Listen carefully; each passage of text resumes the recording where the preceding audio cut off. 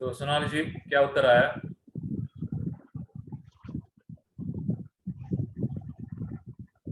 सोनाली आया। सोनाली आया, ठीक है। पन्ना क्या उत्तर आया?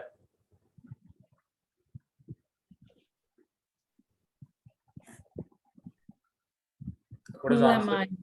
What is Panna. the answer? Huh? Panna. That's it. Panna. Okay. Pratik, what is the answer?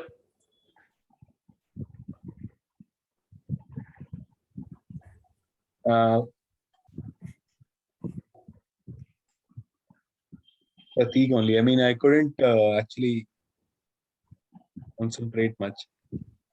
Okay. Soumitra? I'm not sure really. Not sure. What is the answer?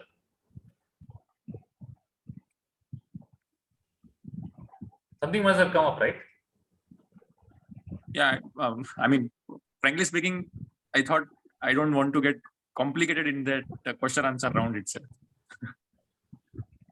ये सब भी तो एक programming है ना कि we want answers to everything and we want to get rid of this programming absolutely, right? So in that sense, Nay, who am I? When you ask for yourself, who am I? What is the answer that comes? pure consciousness. The answer is pure consciousness. Okay. Nagalakshmi?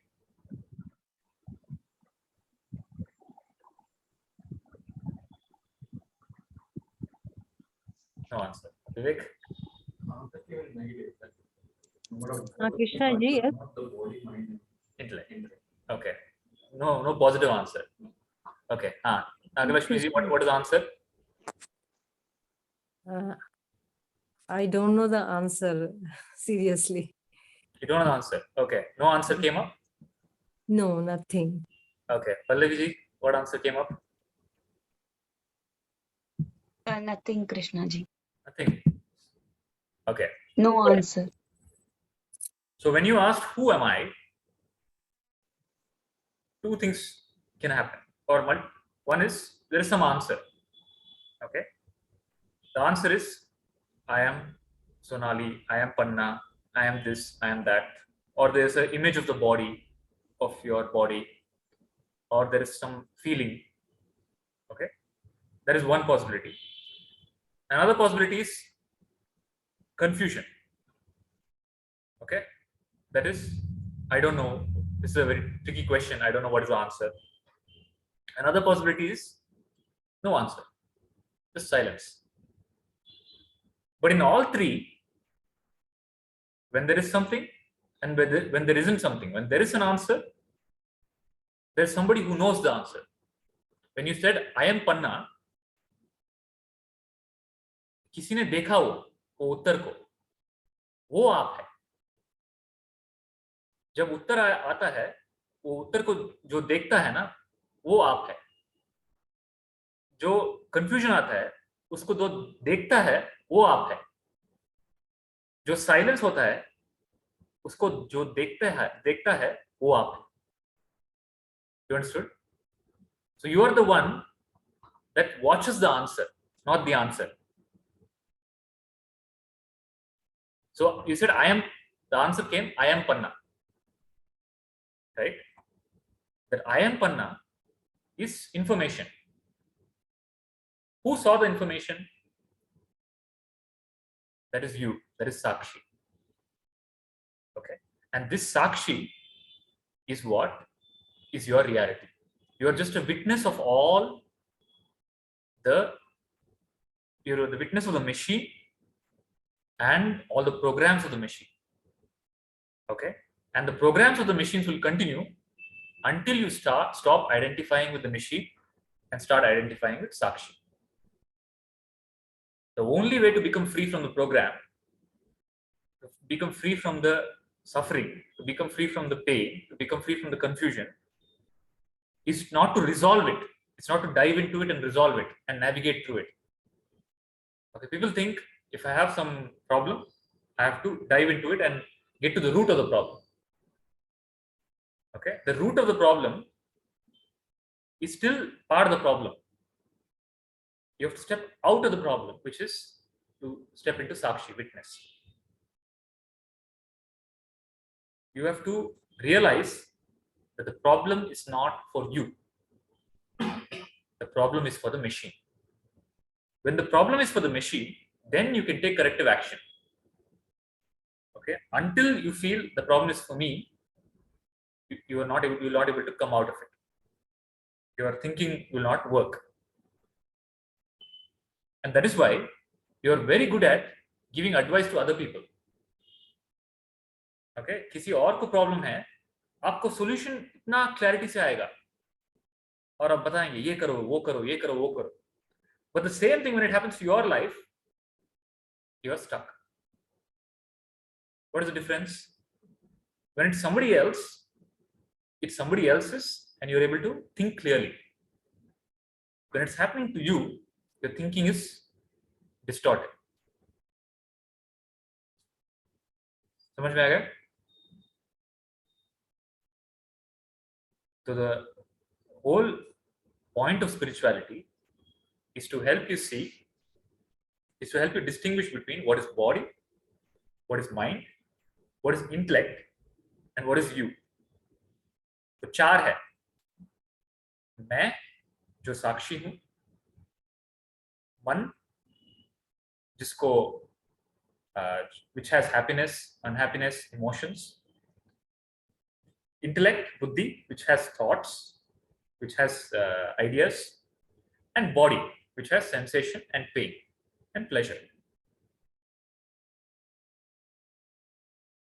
If you are able to live a life without mixing up all of this,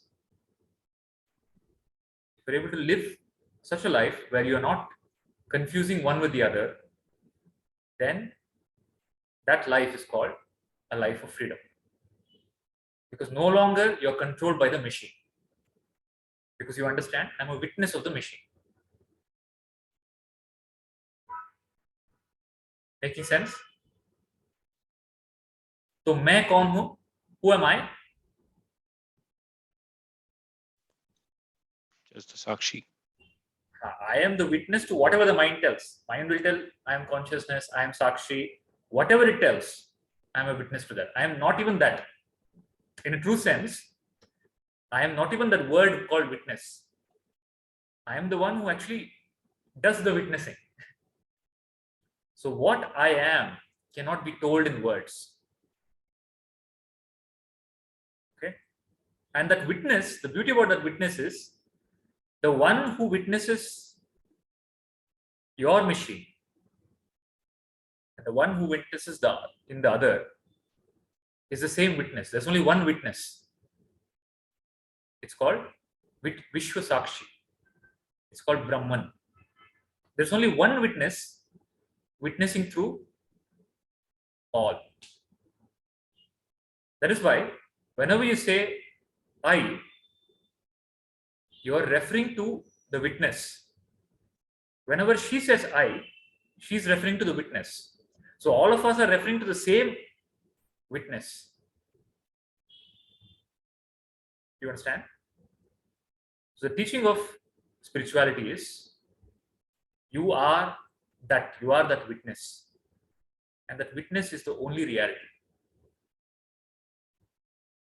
Okay? And that witness uses a machine called body and mind to operate in the world.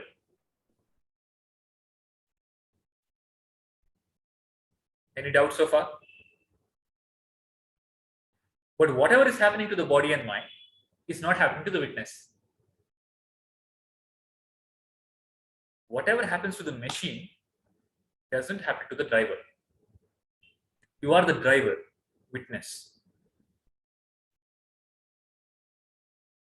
Is it clear? Now let us see. Any questions before I take the next thread?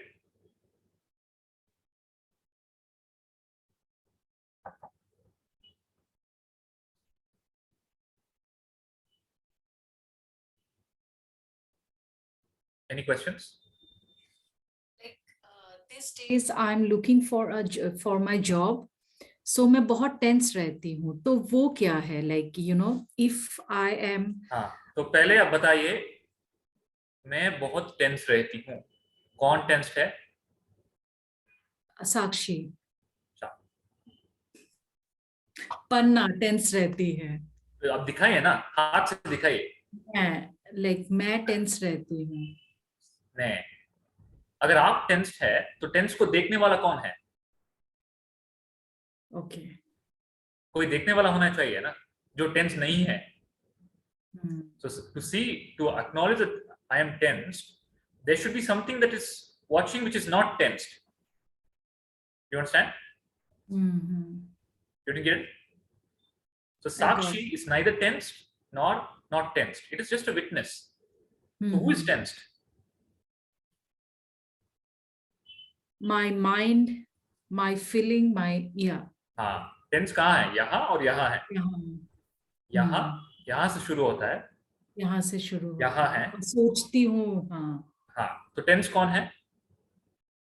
My body, my mind. हाँ, तो आप question फिर से refresh कीजिए. My mind tense रहता है. हाँ, ठीक है. माई माइंड टेंस रहता है. और आप कहाँ हैं इसमें?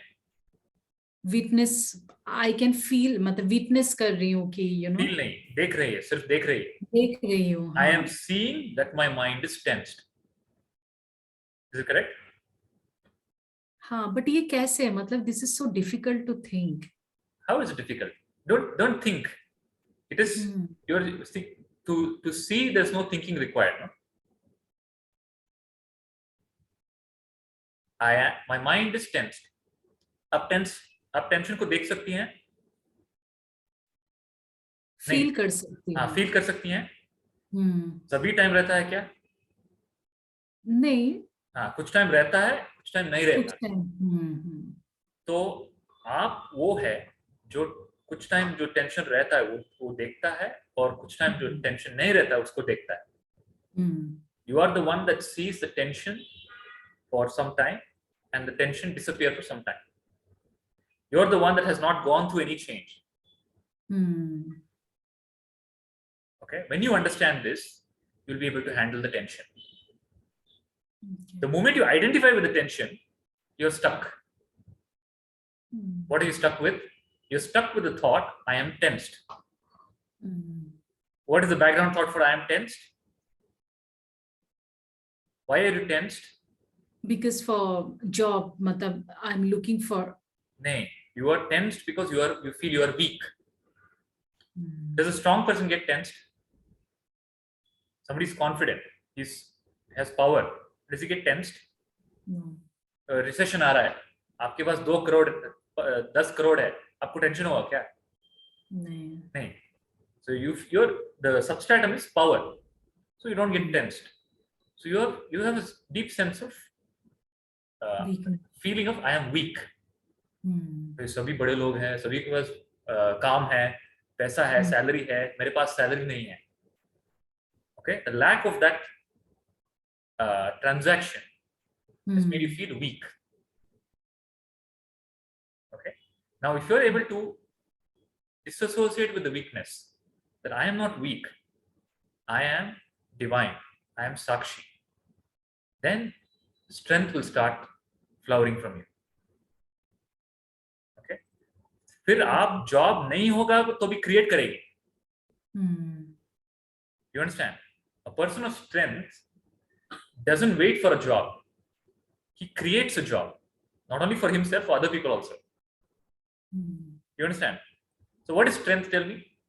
Is working for somebody's strength or giving 10 people work is strength? Giving 10 people work is more powerful. How did the person find? What is the difference between that person and the person who's working for it?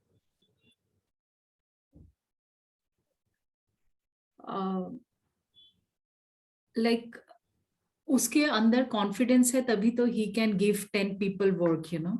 उसके अंदर confidence आया, right? So you just work on that, and that will happen when you're able to dissociate. You are able to release the feeling that I am tense. I am not tense. I am divine. I am all powerful. Okay, which is the truth. You are Sakshi. Then when you have that feeling, you will start seeing similar images in the world. First, it will so happen that you will start learning about people like you who are doing extraordinary things. Then that will strengthen you more. Then something will emerge in your life. For any change, there is a first starting point that you need to first observe your suffering as an object. You need to cut it from you. So then the simplest way to cut it is this. This, and this. Just point out where it's happening and tell it is not me. I am Sakshi. Then to change that, whatever is required, you will move towards that. If you start with I am tensed, you're starting with I am weak. Then you're already starting with failure. Do you understand? Yeah. Any doubts? So who are you? Panna ji? I am Sakshi. आप tension को देखने वाली है. You're the one that observes the tension. And the nature of whatever is observed is that it's temporary. Nothing observed is permanent. And this is fundamental law in existence. Anything that is observed is temporary. It comes and it goes. So why are you worrying about something that comes and goes? If something is permanent, you have to be worried. Like husband is permanent. He's always there in the house. You have to be worried. In-laws, they come and go. Anyway, you're in Dublin. Once in a while, they'll come in-laws. Only that time you have to worry. Right? So what is permanent is Bhagwan, you, Sakshi, the unchanging. What comes and goes, don't worry about it. And don't give too much reality to it. Observe it. Okay, tension hai, theek hai. Abhi aaya hai, chala jayega. It's a part of life. Just say it's a part of life and witness it. Can you do that? It's a part of life. Yeah. What is not part of life? Tell me. Tension, is it not a part of life? Are you the only person in the world who's tensed? No. It is natural. It's part of life. Disease is part of life. Observe it. Death, is it part of life? Yeah. Success, is it part of life? Failure, is it part of life? Yeah. Pain, is it part of life? Growth, is it part of life? Achievement, is it part of life? Enlightenment, is it part of life? It is, no? It's also part of life. Everything is a part of life. Just say it's part of life. When something happens, some loss happens, lose some money, it's part of life. And do whatever you need to do. Take action. But start accepting the observed as part of life, meaning part of projection. And they're temporary. They come and they go. Nothing is permanent. Neither job is permanent. Neither joblessness is permanent. You understand? So you don't have a job. You should be happy. It will not be for long. Once you get a job, you'll wish I was better at that time. I didn't have a job. Aram se I was sitting and listening to the class. Now I have to work on weekends also. So जो है देखिए और बोलिए, it's part of life. What is the problem? And nothing is happening to you. Just that I'm thinking. My mind is thinking.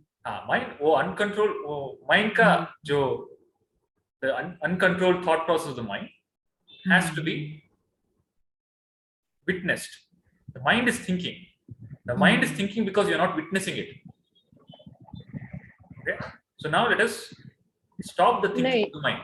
एक बात पूछना चाहती हूँ. हाँ बोलिए.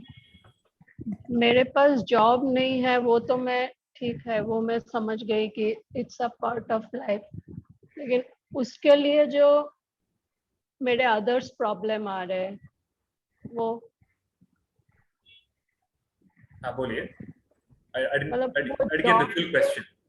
वो जॉब नहीं होने से मेरे बहुत कुछ कनेक्टेड है उसके साथ. लाइक जॉब होने से मैं ये कर सकती थी, वो कर सकते थे, मुझे आज ये खाने का मन हुआ, मुझे ये कपड़ा लेने का मन हुआ, या मुझे कहीं जाने का मन हुआ. तो जॉब नहीं होने का वजह से मैं वो सब नहीं कर पा रही हूँ. सो Correct. So what is the question?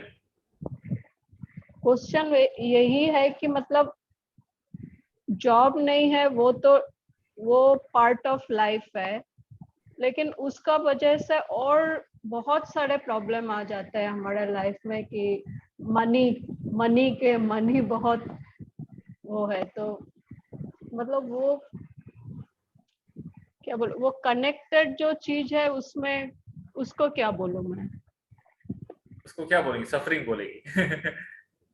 So the question is, I don't have a job, and because of I don't have a job, I don't have money, and because of money, naturally, I don't. My living is difficult. My survival is difficult. So that is how the world works. That you need. The hell is to live in a city without money, right? You need to have some survival. Only then can you think of anything else. So survival you have to take care of. When you are a child, survival is taken care of by your parents. Or if not, in worst case scenario, you have to earn for it. But fundamentally in life, without money, it's very hard to survive. So you have to decide how much money you require to live comfortably. And you have to move towards it. You have to work towards it and move towards it. The teaching of spirituality doesn't magically bring money, but the teaching of spirituality will liberate you from all the internal constraints that you can. It will help you to create what is required for you. तो ध्यान जो है क्या करता है, आपके मन को शांत करता है बिना पैसे के. तब क्या होता है, when the mind is silent, you're able to take action. That action what is required for your life. That's all that spirituality does. And in a way, that's how spirituality brings money. If somebody tells, oh, I went to this temple, I didn't have money, then I prayed to the Lord blessed me with money. What happened is, the person went to the temple and experienced some peace there. Okay, in that peace, they felt confident that God is with me, I can do something. Then they moved in some direction and there was some positive outcome. But that moving in that direction is the key. And you're not moving in that direction because the mind is disturbed. Sonali जी, समझ में आ गया? यहां आप क्या कर रही है, आप अपने मन को शांत कर रही है. जब मन शांत होता है तो आपको आपके जीवन में क्या चाहिए ना, क्या गैप है, उसके लिए आप काम कर सकती है. You understood? Krishna ji, I have a question if you don't mind, or if you want to continue Just and one take moment. it. I'll just finish her question. So Sonali ji, did you understand what I said? I have a problem in life, which is money, which is an external problem. But there's also an internal problem, which is that the feeling of poverty or not having money. That is a bigger problem. If you're able to become peaceful, then you're able to take action for what is required for money.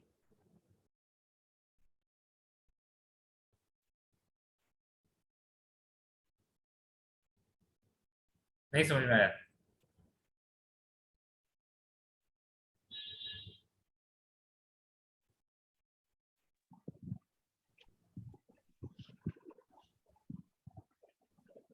मतलब अब फिर से एक बार बोलिए. Okay, I'll tell from the beginning. Hmm. Principle of life. First thing is survival. Hmm. Survival समझते हैं आप? Hmm. Survival क्या है? आपको देह को रखना है, देखना है, उसको कवर करना है, खाना देना है और घर रूफ प्रोटेक्शन देना है. ओके, रोटी कपड़ा मकान. Hmm. Okay, this is survival. And the principle of universe is basic survival is taken care by Bhagwan. Okay, basic survival, which is khana. Anybody, no matter how poor they are, somewhere they get food somehow.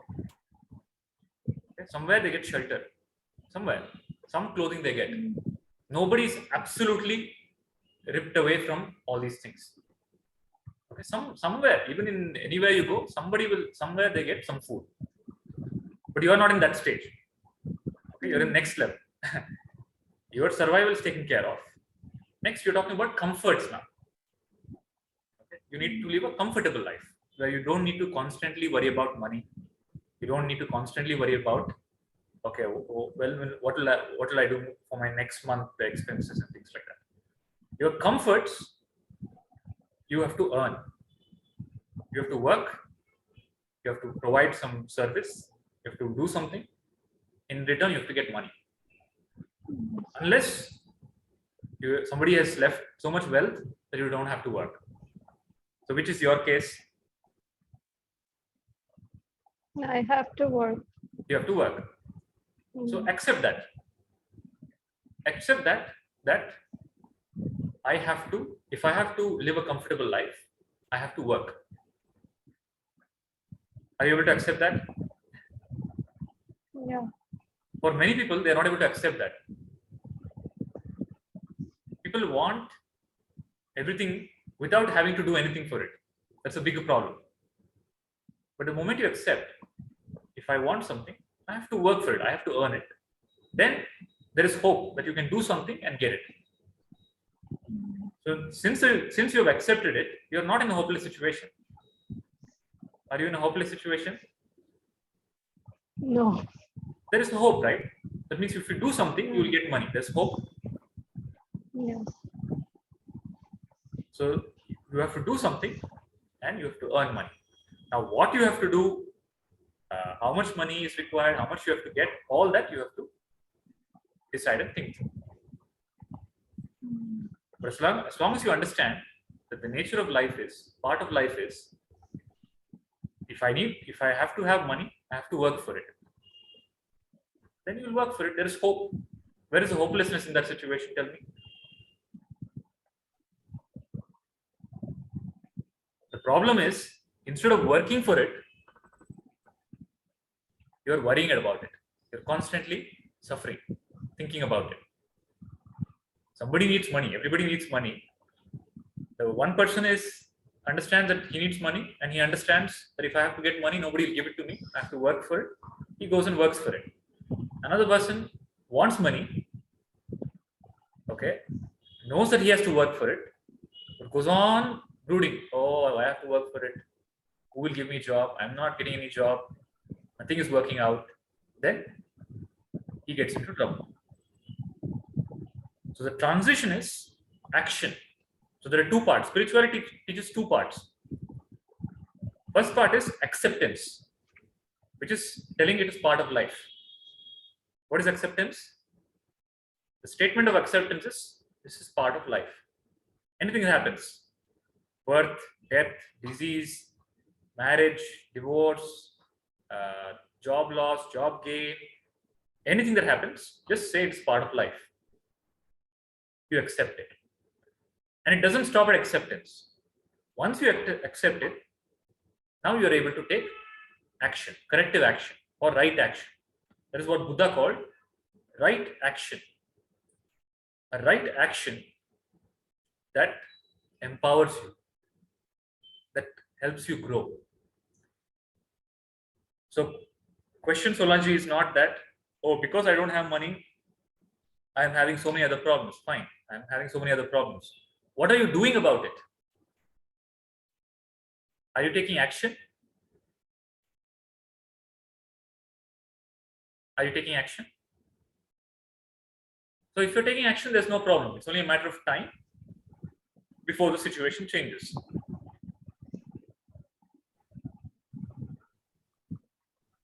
If you're taking action, it's only a matter of time before the situation changes.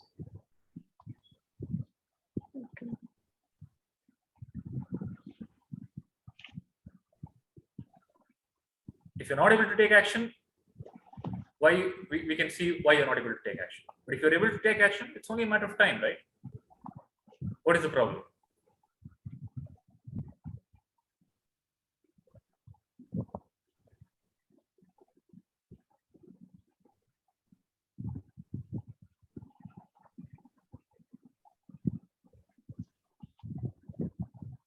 बोलिए, अभी अभी आपका opportunity है.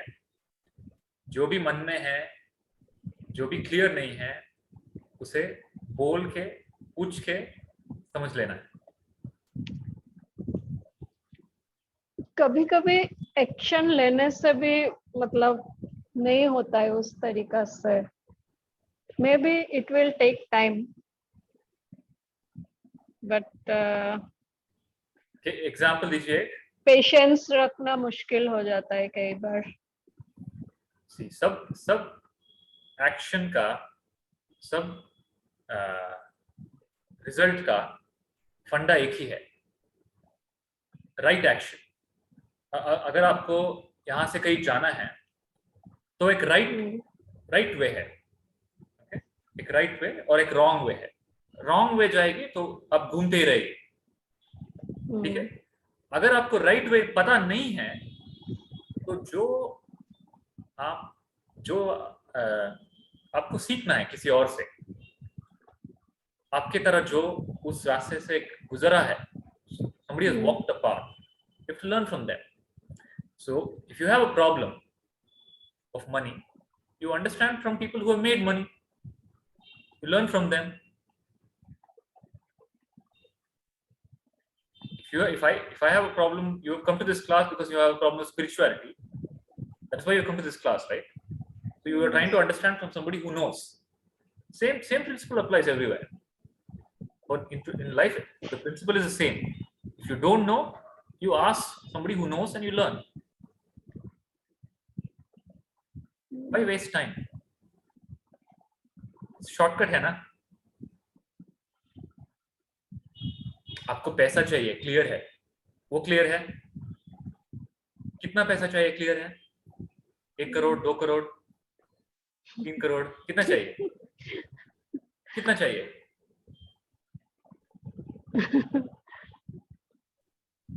एक करोड़ चाहिए? उतना नहीं चाहिए. कितना चाहिए?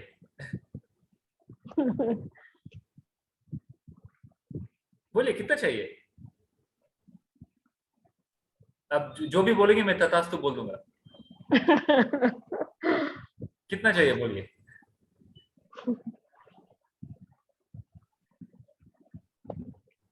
यही पता नहीं है आपको तो पहला एक्शन, मुझे कितना चाहिए लिखना है आपको. To live my life comfortably, how much do I want per month? What is the number?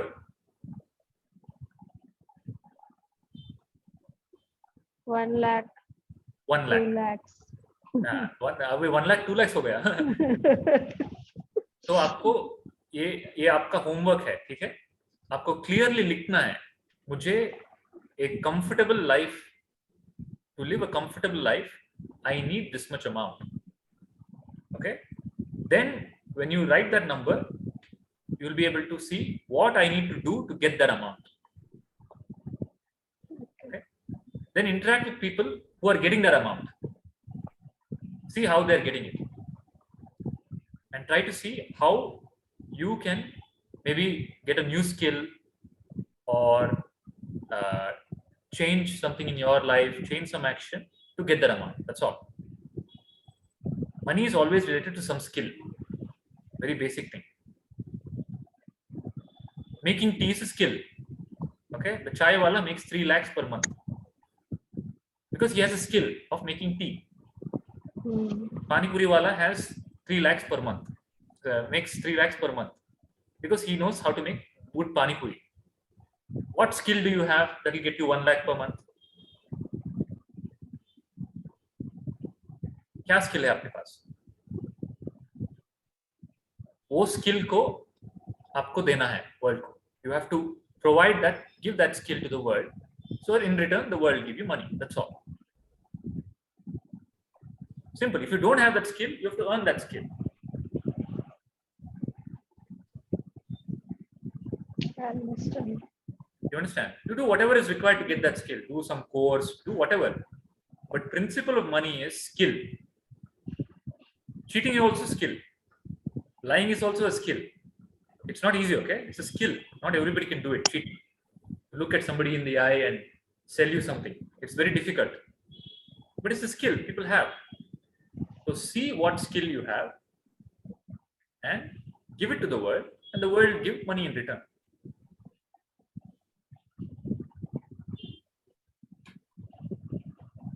Okay. Is it clear? Shall we close this? Sonali जी ठीक है. हाँ. अभी ये पहले आप कीजिए, नेक्स्ट क्लास में आइए. अगर नेक्स्ट क्लास में भी डाउट है तो अभी I will dive deeper into it. But the what is that? The clarity is this. First, arrive at that number of what you need to live a comfortable, happy life. Then see what skill I have. Okay, does my skill get that kind of amount? If you don't get, then you have to refine your skill. You have to enhance your skill. And nothing will happen overnight, but at least you will go in the right direction.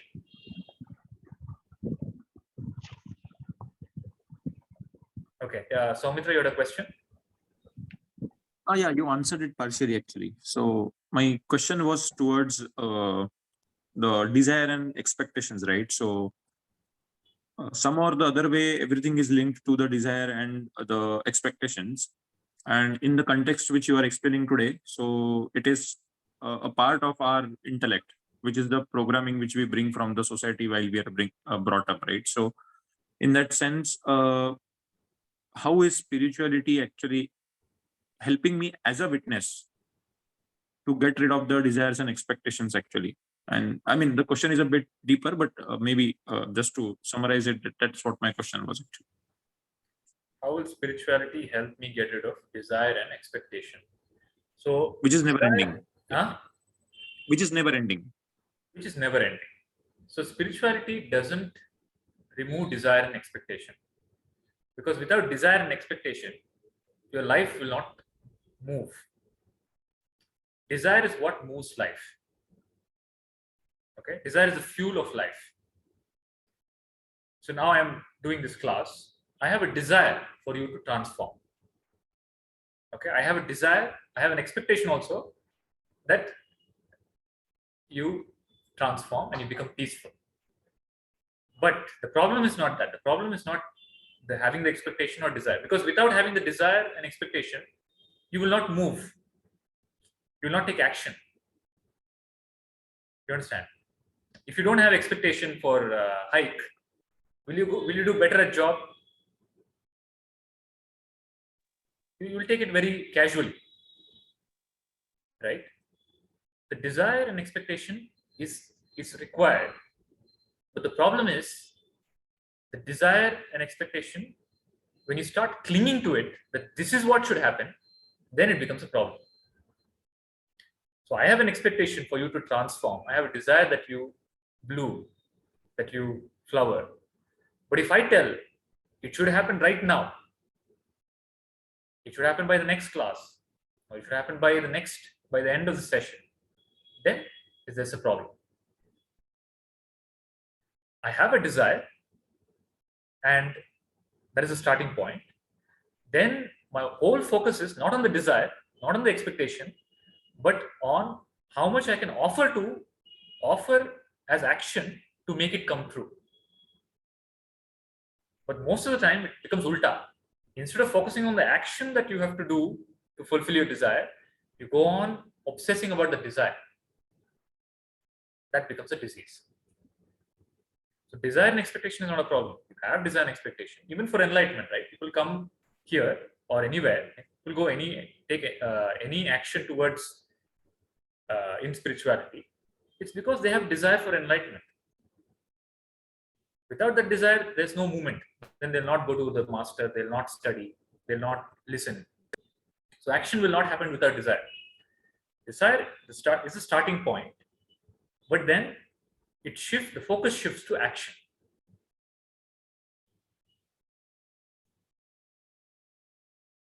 Does that make sense? Yeah. But, Clear. Yeah. yeah, but the flip side to that is whatever action you do and whatever desire is fulfilled, it doesn't stop the problem of the mind. So let's say you have a desire, I need to get a job.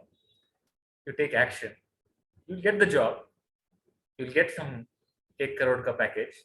But then the moment you get that 1 crore ka package, it becomes very small. The nature of the mind is, the moment it has something, it is insignificant. What it doesn't have, it wants. The moment you have 1 crore, the 1 crore becomes very small. You want 2 crores now. Okay? And the moment you have 2 crores, again it becomes very small. You will completely forget how you were living with 1 lakh. But you have 2 crores. The nature of the mind is it wants more and more and more. Simply because desire is, I don't have it, I want something. I want something because when I get it, I will be fulfilled. Okay? But in life, nothing you get fulfills you. Have you got anything so far that has fulfilled you? If it had fulfilled you, you would not have any more desire. So desire is always for something that fulfills you. Correct? Do you have any other desire? Yeah. Mm-hmm. You always have a desire for fulfillment in reality. But the means is different. You think you will get fulfillment by marriage, by child, by job. But what you're seeking is fulfillment, but you're desiring for some external object. You understand? Mind is craving for fulfillment. And that fulfillment is Bhagwan.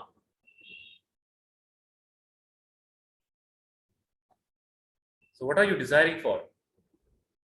At any point of time, your constant desire is only your own true self. A fulfillment, a deep inner peace and silence. But without understanding that, you seek it in objects. Now, what happens is when you get the object, let's say you desire to buy the new iPhone. I don't have an iPhone. I'm just using an example.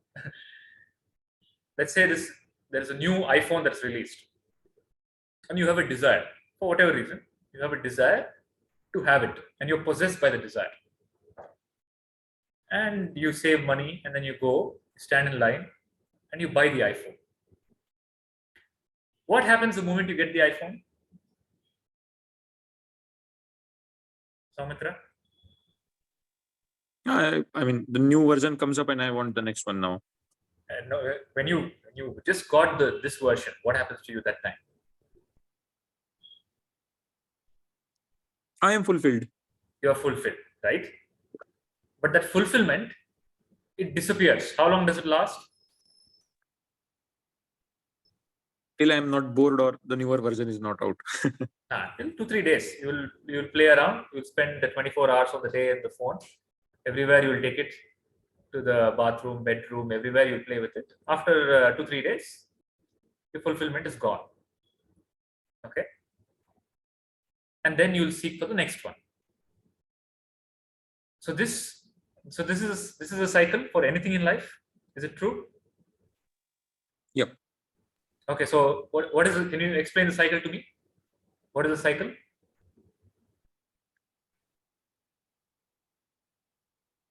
Desire. Okay, desire. Mhm. Desire for an object. because you feel that you're unfulfilled, and getting that object will fulfill you. That object can be anything. That object can be a woman, that object can be a job, that object can be a house, that object can be enlightenment, that object can be anything. Okay, so desire, because of the root cause is unfulfillment. So actually it's unfulfillment, desire, object of desire, then you get the object. Let's say you get the object. What is the probability you get the object in life?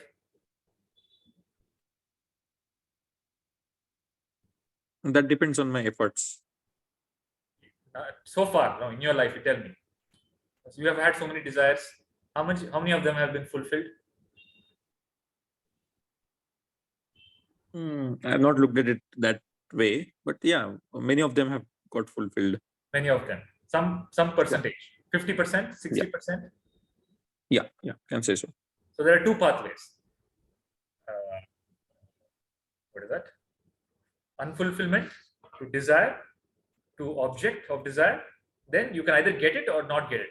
If you don't get it, anyway you're unfulfilled. You will continue to be unfulfilled. If you get it, the moment you get it, the moment you get the object, what happens?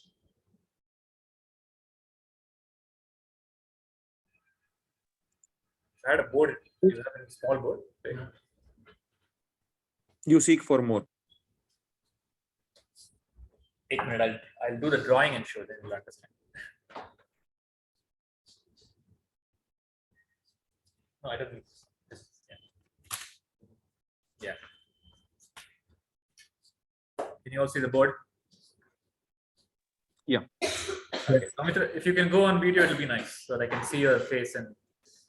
Actually, I'm outside. I'm on mobile, so I was avoiding Okay, no to be problem. on. But you're able to see the board, right? Yeah. Okay.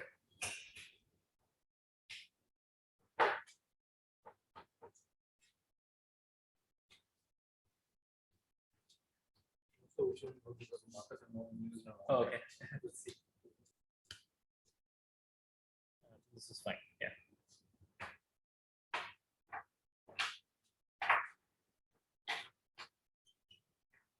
But I don't think I think I need a darker color, black.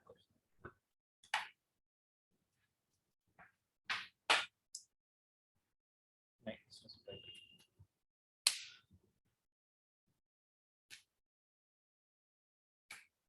Yeah, this works. Thanks. Okay. So unfulfillment. Okay. Can you all see this? Yeah. Leads to desire. Okay. Desire leads to you seek some object. Okay. I'll put a flower here. This flower can be anything. This flower can be wife, husband, child, money, experience, travel, anything. Okay. And then this leads to, if you get it, success, if you get it, or if you don't get it, failure. If there is failure, again, back at unfulfillment. Anyway, you're unfulfilled. Now you're unfulfilled with a you're unfulfilled failure. Okay. Now, when you get when the desire you have a desire for the object. Let's say this is the iPhone. When you get the iPhone, what happens? Momentarily, the moment you get the object, desire disappears. Momentarily, your mind becomes desireless. You understand? Momentarily, when you get the object that you desired, the mind becomes what? Desireless. Now, the desire and the unfulfillment are coexisting. They cannot exist independently of the other. When the desire disappears, the unfulfillment also disappears temporarily. All right. Now, what is left in the mind?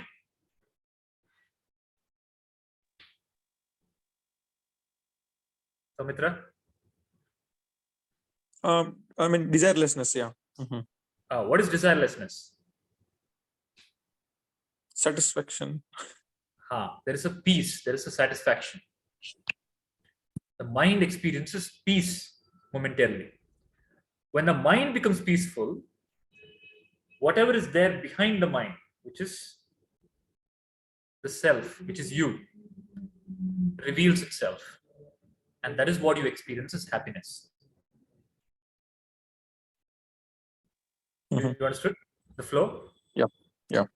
You are, so where did the happiness come from? You think the happiness came from the object, or because I got the phone, I became happy. But the happiness actually came because you got the phone, your mind became silent. And when the mind became silent, your nature, which is happiness, revealed itself in the mind momentarily. Do you understand? Now, when somebody is able to reach that happiness permanently without this cycle of getting an object, and permanently getting an object is temporary, right? You get an object, mind silences. But if you're able to make the mind silent,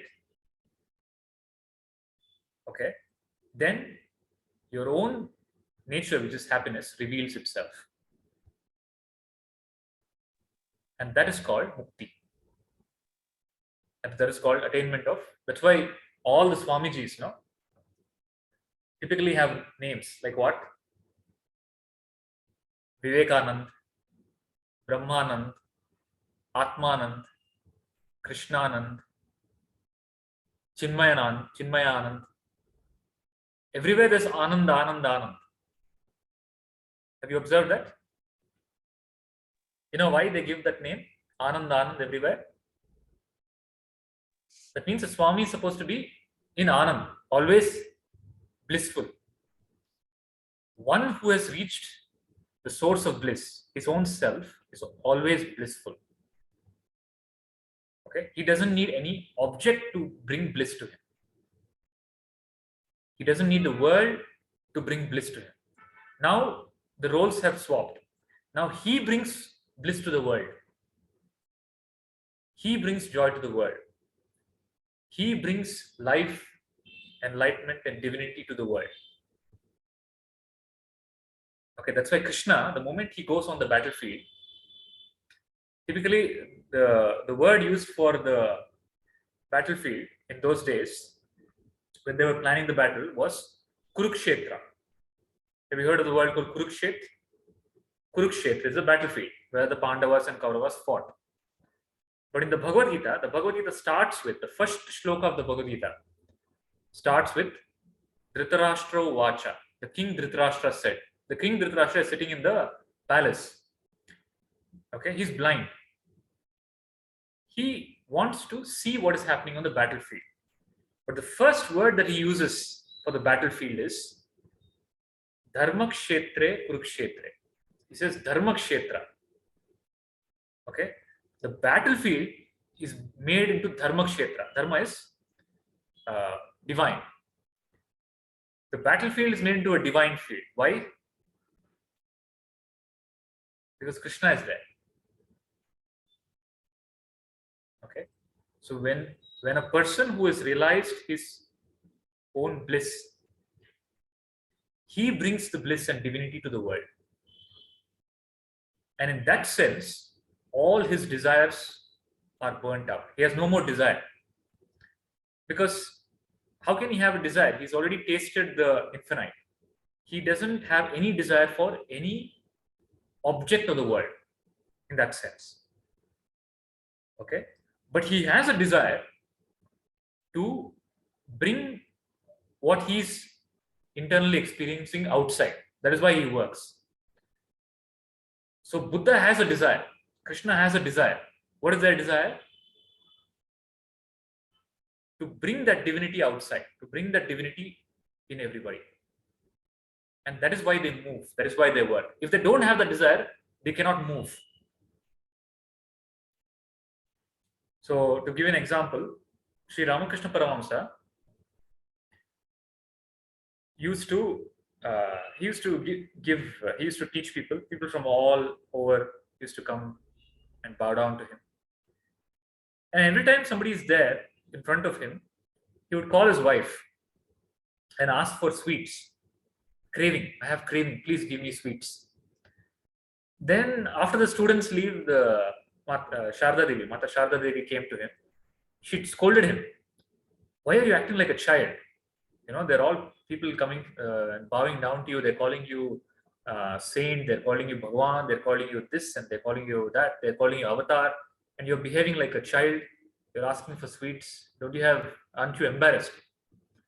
Then he told her, the day that I am not able to eat sweets, the day that I stop asking for sweets, my body will drop. Meaning I'll die. So a gnani, has to hold on, has to have a conscious desire to have the body operate in the world. If he doesn't have that desire, the body will drop, because the body cannot work without desire. If you become absolutely desireless, you cannot function in the world.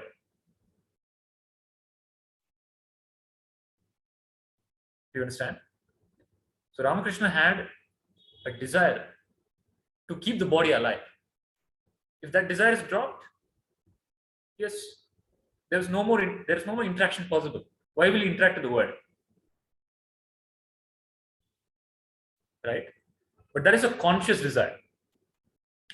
He is holding the desire.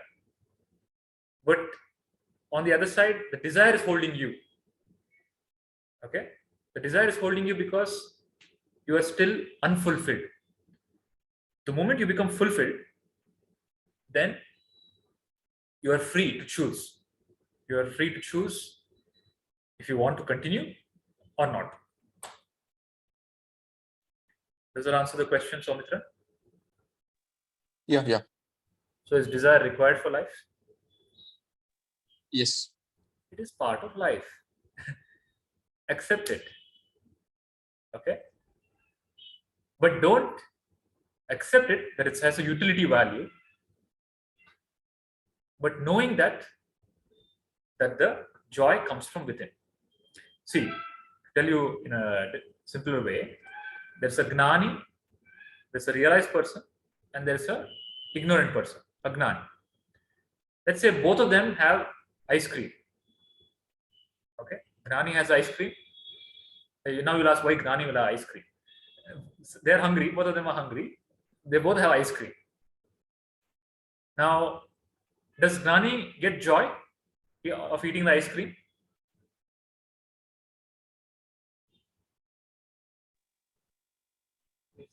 Agnani gets joy. What is the difference? Gnani is conscious about it. Gnani knows that joy is coming from him. Agnani thinks joy is coming from ice cream. That's the only difference.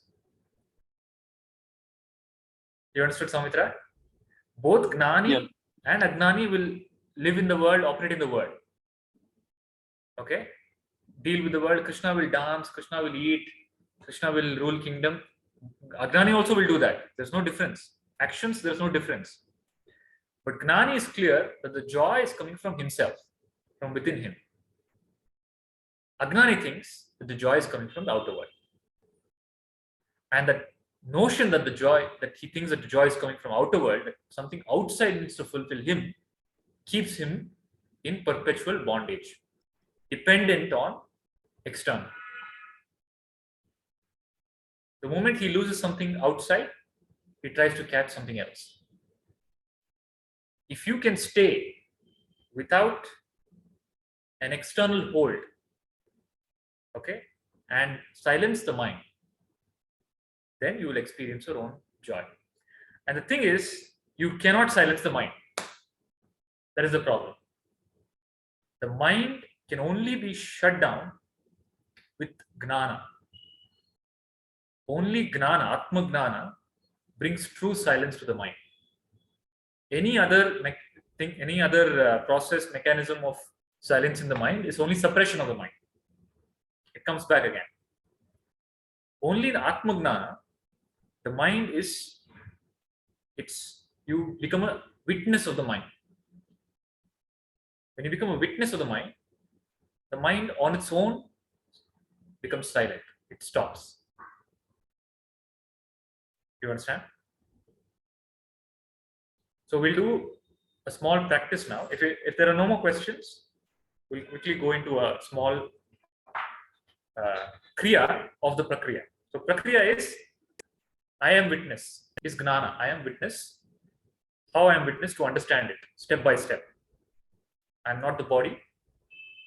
I am a witness to the sensations of the body. I am not the mind. I am a witness to the feelings and thoughts of the mind. I am not the intellect. I am a witness to the thinking process. And I am Sakshi. Okay, this is Prakriya. Breaking it down logically, step by step, how I am Sakshi. This is Sakshi Prakriya. Now I'll teach you Kriya, the implementation of the Prakriya. Okay, Prakriya is I am Sakshi. It's a formula. Kriya is technology.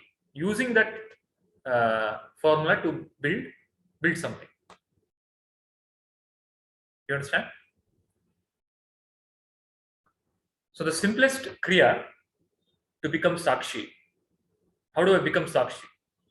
Become Sakshi. You have to become Sakshi to the body, to the mind, and to the intellect. Means you have to watch what is happening and know that what is seen is not me, the seer is me. And the seer I can never see, I can only be.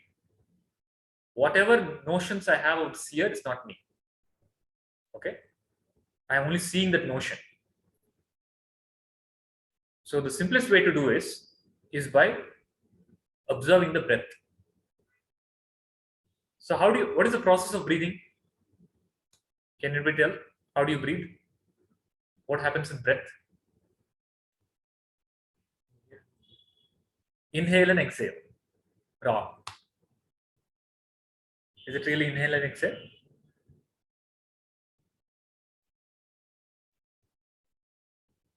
Breathe and see.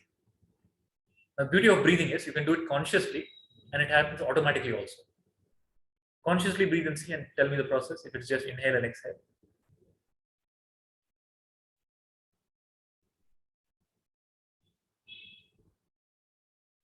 So breathing happens.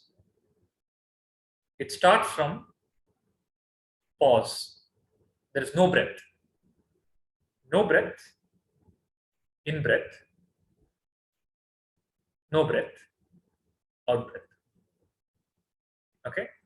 No breath. Inhale. Pause. No breath. Exhale. But the problem is, it's happening so fast, you're not able to catch the pause. The pause is when the mind also pauses. The breath and the mind are deeply interconnected. Breath stops, mind stops. Breath fluctuates, mind fluctuates. Okay? That is why whenever you're emotionally disturbed, your breathing also is disturbed. That's why they say, take a deep breath. Take a deep breath. Why? When you take a deep breath, your mind also deepens, calms down. Simplest way. So if you're able to catch the pause in the breath, equates to what? You're able to catch the pause in the mind. If you're able to catch the pause in the breath, which is gross, you're able to catch the pause in the subtle, which is the mind. Okay? Otherwise, the mind is constant noise. There's no pause. The pause is what will help you become a witness. Because in pause, you will see that I am still there, but the mind is not there. You'll get a distinction between me and mind. In the thought, you don't get it. In the thought, I am the mind. In the pause, you're not the mind. You're the witness of the pause. Is everybody clear of this? If you're not clear, please, I can explain again. So right now we are going to just observe our breathing, but you are going to consciously breathe. You're going to do controlled breathing, but relaxed. Not you don't stress yourself. Breathe in, pause, observe the pause. Breathe out. Don't hold it for too long. Just as long as you can comfortably hold it. Hold the breath. Observe the pause. Breathe out. Observe the pause. Breathe in. Observe the pause. Breathe out. Observe the pause.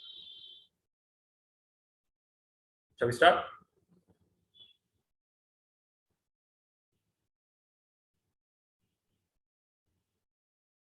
Gently observe your breath.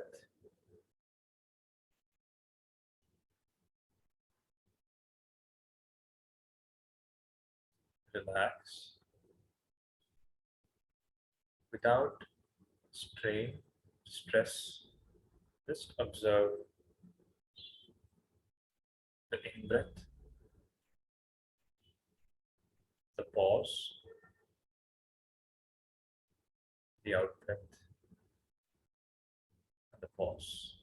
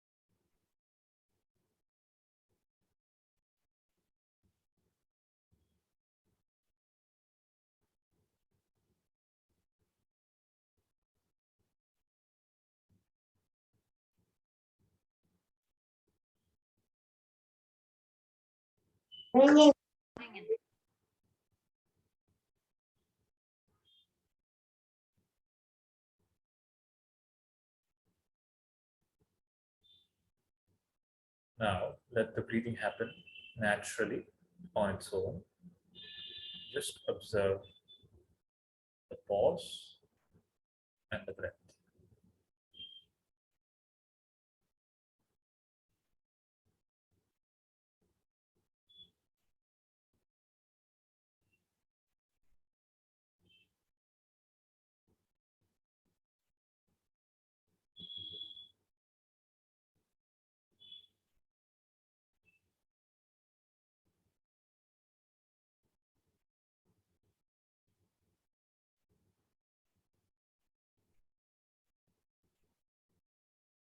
Pay more attention to the pause than the breath.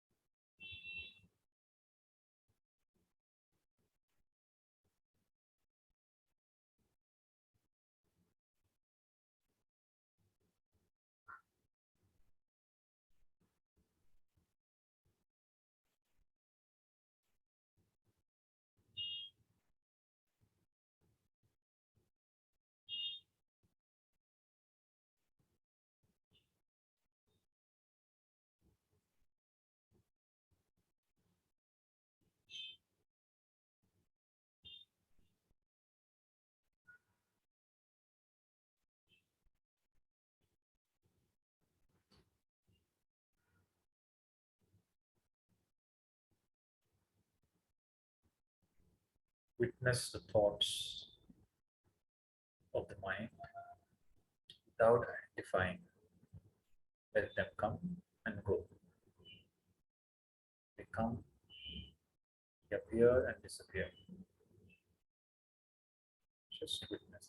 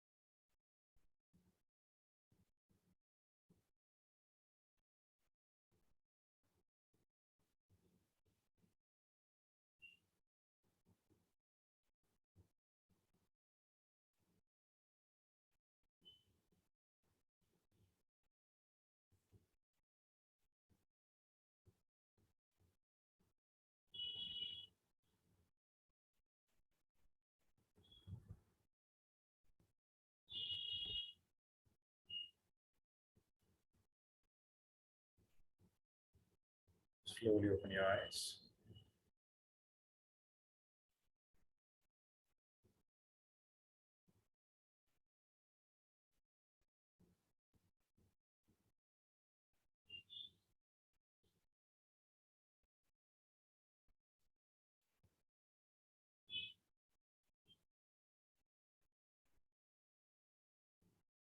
Wait.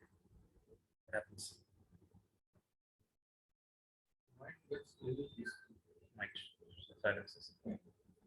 Able to catch the thought, breathless. What's the way? But there is really peaceful. But are you able to watch the thought?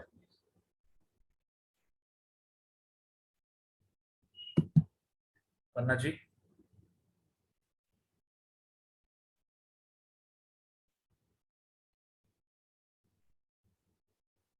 Are you able to watch the breath and the breathlessness and the absence of breath, rather? Are you able to catch the gap in between the two breaths? Right. Similarly, there's a gap between two thoughts. The principle of life is whatever you pay attention to, it grows. Whatever you pay attention to grows. If you pay attention to pain, it grows. You experience it more. If you pay attention to the past, it grows. It becomes present. If you pay attention to breath, to thought, it grows. If you pay attention to the silence, it grows. That's all. Whatever you pay attention to, it grows. The choice is yours. What you want to pay attention to. The more you pay attention to the seer, then the more you become witness in life. The more you pay attention to the machine, the more you become machine in life. Stop paying attention to the machine. Start observing the machine. And this is what Buddha did as practice. The practice of observing the breath, he called as anapanasati. It's called the practice that he followed for enlightenment. It's called vipassana. Vipassana means just to see. He went on watching the body. Okay. When you go on watching the body, the mind doesn't sit still. Mind releases images, thoughts, feelings. And he went on watching that. Whatever is there, sensation, he watched. Okay. Thought, he watched. Idea, he watched. So when you go on watching and without giving it reality, without paying attention to it, with paying attention to the thought that I am the witness, Sakshi, then whatever is watched dies down. So much so, if you go on observing the body in Vipassana, you come to a point where you don't feel the body. The body ultimately is sensation. The only way you know the body is sensation. You go on observing the sensation of the body. You come to a point where there is no more sensation. The body is there. It's functioning. It's digesting. It's breathing, everything. But you don't experience it. Momentarily. It's not a permanent experience. But you get that release momentarily. Then whatever happens to the body later on in life, you're able to observe it. If some disease happens, if something happens to the body, you're able to take it. You have more threshold now for pain and suffering. You're able to become Sakshi. Nobody can become absolutely free from pain, physical pain. But witnessing completely frees you from psychological suffering. But psychological pain and physical pain will continue. But your ability to endure that and accept that will increase. Somebody shout at you, momentarily psychological hurt will come, momentarily. But you're able to observe, okay, it's happening to the mind.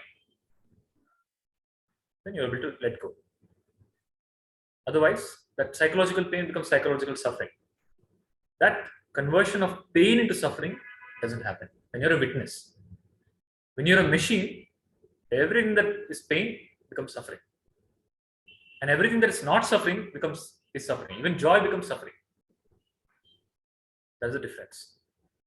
And the difference is in witnessing. If you witness, Sakshi. I am Sakshi. At any moment in life, if something is happening, you ask, who is it happening to? I am the witness. It's happening to my body, mind, intellect. When you're a witness, you have no craving that it should not happen to the machine.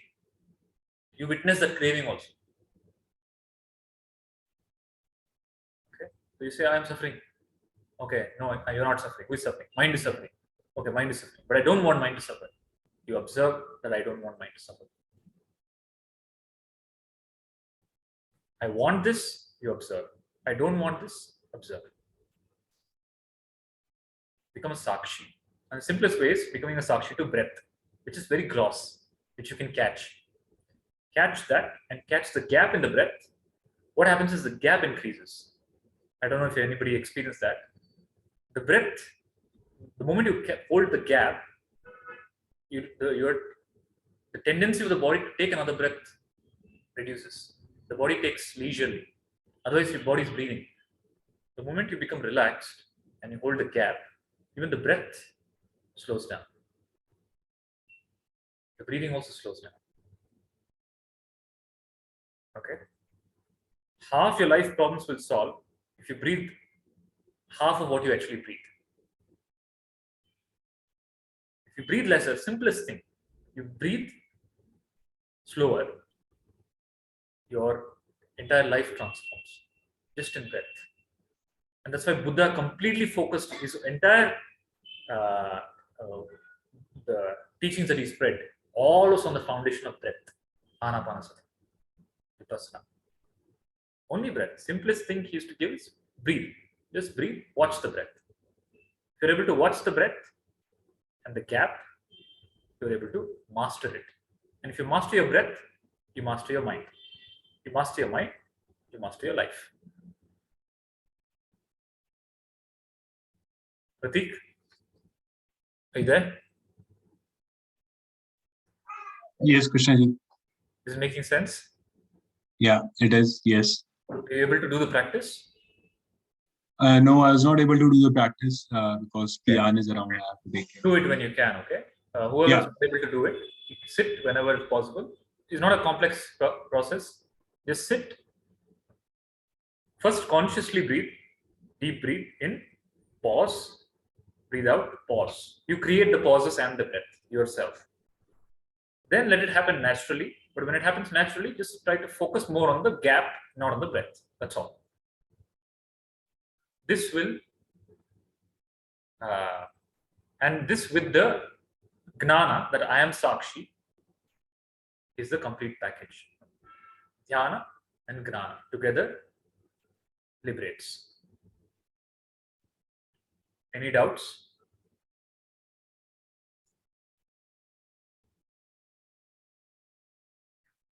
So there's one last inquiry to be made as I am the witness, to understand the changing aspect and the unchanging aspect. The unchanging aspect in me and the changing aspect in the observed. We'll take a 5-minute break and then we'll take up the last part of the prakriya. Any doubts before we take a break? Okay, so we'll take a 5-minute break, and after the break, hopefully whoever can go on video can come on video.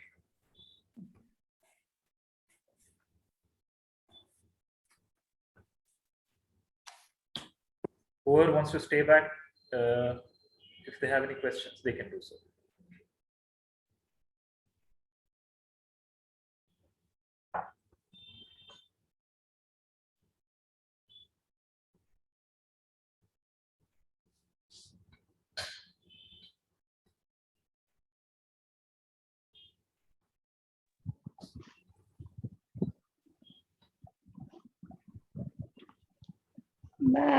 मैं बहुत over think करती हूँ, वो stop कैसे करूँ मैं?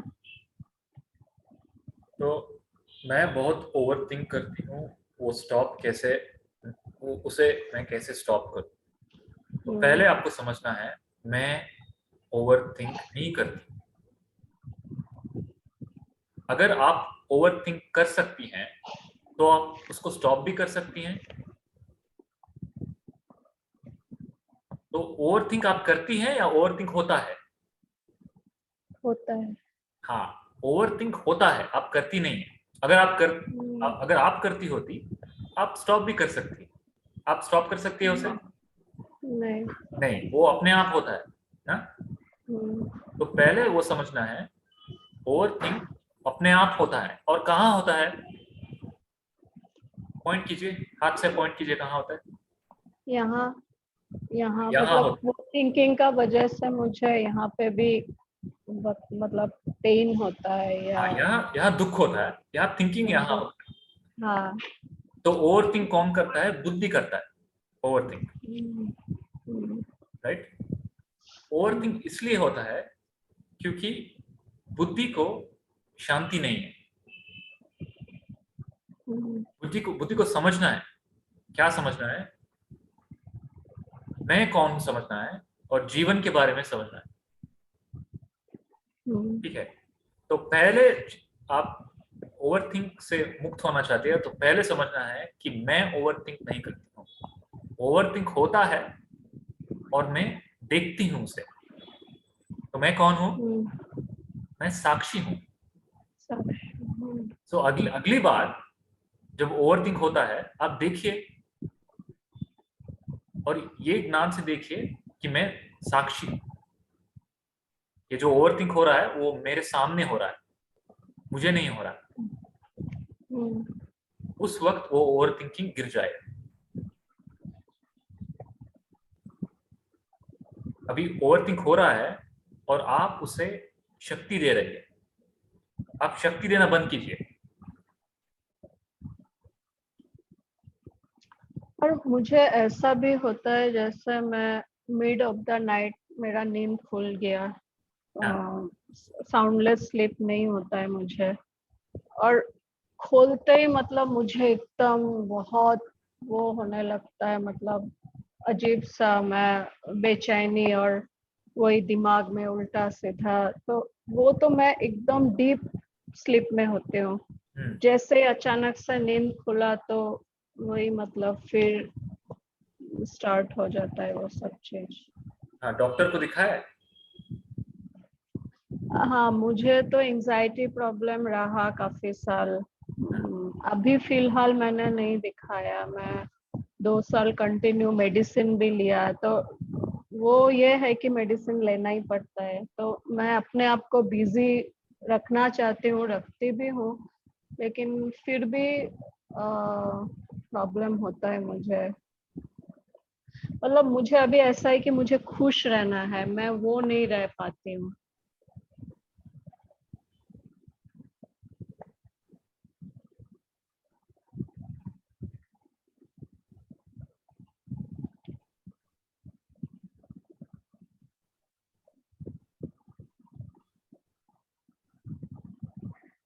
Hello.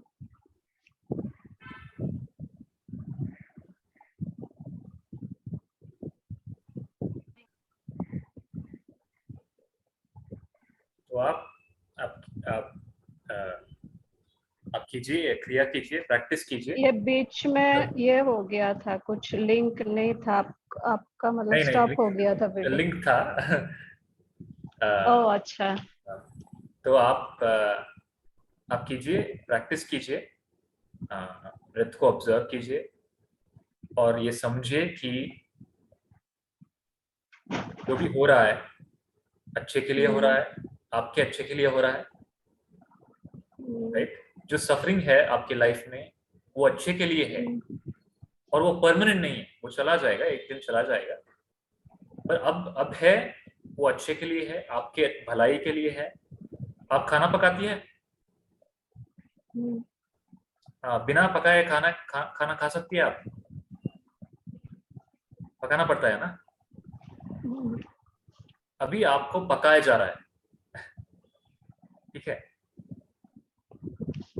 तो जब आप पक जाएगी तब वो अपने आप रुक जाएगा। तो आप क्या कीजिए, जब ये सफरिंग के टाइम क्या करना है, तो आपको focus more, you have to more focus on the strength, more focus on action, okay, more focus on positive action and your strength. तो जो भी करना है कीजिए, अगर मेडिसिन लेना है, डॉक्टर के पास जाना है, जो भी एक्शन लेना है आपको आपके लाइफ के लिए, काम को जाना है, इंटरव्यू को जाना है, कुछ डिस्कशंस करना है, सब कीजिए, एक्शंस को मत रोकिए, अपने फोकस राइट एक्शन पे कीजिए। क्या राइट एक्शन है और मुझे क्या राइट एक्शन लेना है, उस पे और ध्यान दीजिए, तब आपकी पूरा एनर्जी क्या है वो एक्शन पे पर नहीं हो पाता है कई बार, मतलब इतना माइंड डिस्टर्ब रहता है मेरा, तो हाँ, तो करत करत अभ्यास जड़मती हो सजन, रसवी आवत जात पे सिल पर पड़त निशान। सुना है आपने ये दोहा? नहीं। करत करत अभ्यास से जड़मती हो सुजान। तो मतलब बुद्धि जो है, प्रैक्टिस से। हाँ, बुद्धि जो है उसको अभ्यास चाहिए, प्रैक्टिस। आपने एक दिन डिसाइड कर लिया मुझे, मेरा शरीर अच्छा नहीं है, मुझे एक्सरसाइज करना है, एक दिन डिसाइड करने से कुछ नहीं होगा, रोज एक्सरसाइज करना है, एक स्टेप रोज लेना है, एक पॉजिटिव एक्शन रोज लेना है। करत करत अभ्यास से जड़मती हो सजन। मन का सॉल्यूशन एक ही है, मन फिर वही झंझट में पड़ जाता है, उसको निकालने के लिए अभ्यास चाहिए।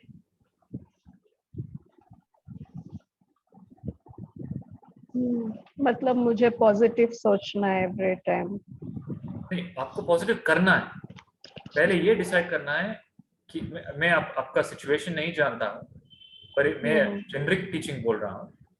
जनरली आपको पॉजिटिव एक्शन के ऊपर फोकस करना है। तो मैंने एक एग्जांपल दिया, किसी आदमी का कुछ देह में प्रॉब्लम है, तो उसे डॉक्टर के पास जाना है। अगर डॉक्टर बोलेगा मेडिसिन लो, मेडिसिन लेना है। अगर वो डॉक्टर ठीक नहीं है तो राइट डॉक्टर ढूंढना है। अगर डॉक्टर बोलेगा एक्सरसाइज करना है, एक्सरसाइज करना है। डाइट चेंज करना है तो डाइट चेंज करना है। ये सब पॉजिटिव एक्शन लेना है, राइट। तो आपको रोज पॉजिटिव एक्शन लेना है। आपको पहले बताना है कि मुझे क्या चाहिए। शांति चाहिए और जीवन में चेंज चाहिए। वो दोनों के लिए आपको काम करना है, राइट एक्शन। शांति के लिए राइट एक्शन है सत्संग, ओके। बाहर के जीवन के लिए राइट एक्शन है काम। आपको काम में मन लगाना है, राइट काम, अच्छा काम, जिसमें आपको खुशी मिलती है और सैलरी भी मिलती है और ग्रोथ भी मिलता है, वैसा काम।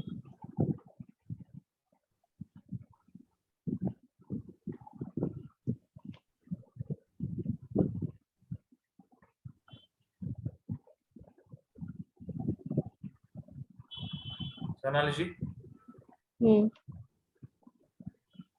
आप काम करती हैं?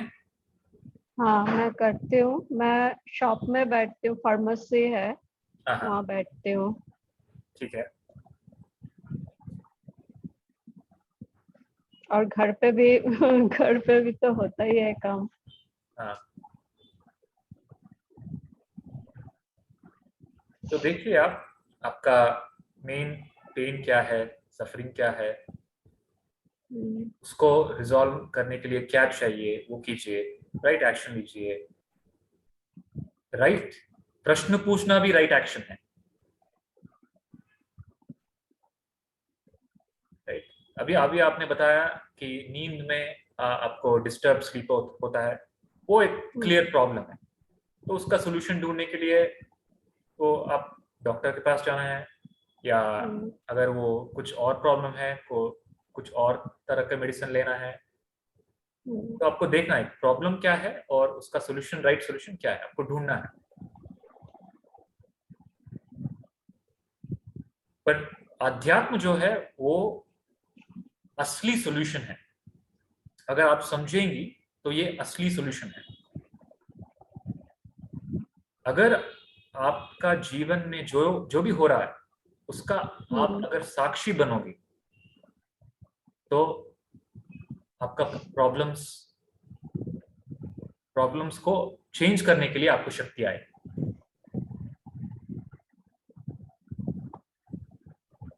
मतलब वे भी तो पता होना चाहिए ना आपको।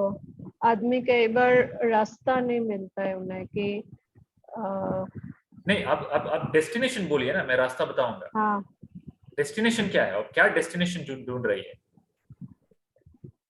शांति, पीस। हाँ, पीस का शांति यही है, पीस का कोई और सोल्यूशन नहीं है। Please understand, there is no other solution for peace other than आत्मज्ञान। पीस का मतलब शांति है। अशांति इसलिए है क्योंकि आप देह, मन और बुद्धि से जुड़ गए हैं।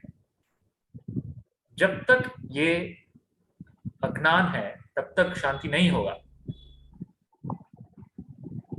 देखिए आपकी लाइफ में ही देखिए, जब भी आप शांत हैं, आप नींद में शांत है। नींद में शांत इसलिए है क्योंकि वहां देह नहीं है, मन नहीं है, बुद्धि नहीं है। जब तक देह, मन और बुद्धि का साक्षी नहीं बनोगी तब तक शांति नहीं मिलेगा।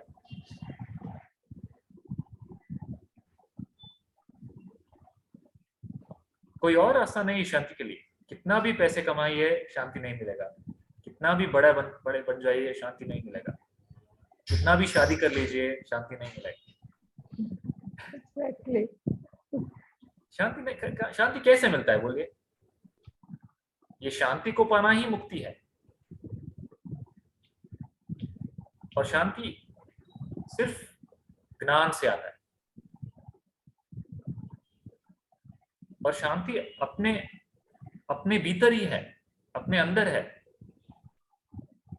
वो मन को शांत करना है ज्ञान से। क्या ज्ञान? मैं साक्षी हूं, मैं चैतन्य हूं, मैं भगवान स्वरूपी हूं, मैं देह मन बुद्धि नहीं हूं, मैं देह मन का साक्षी हूं।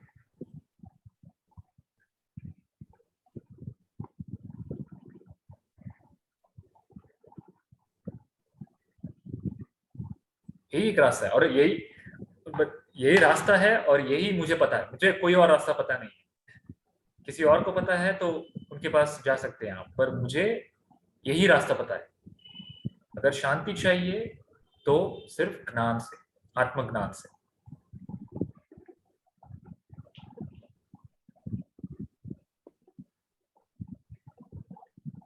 इस बहुत साधारण, ये बहुत आसान है ना। अगर शांति ज्ञान से मिल सकती है तो प्रॉब्लम सॉल्व हो गया। आपको सिर्फ ज्ञान को पकड़ना है,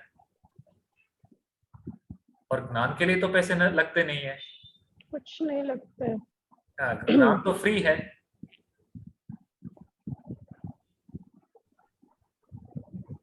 ये ज्ञान मैं जो बोल रहा हूँ, ये डिफिकल्ट है, ये मुश्किल है?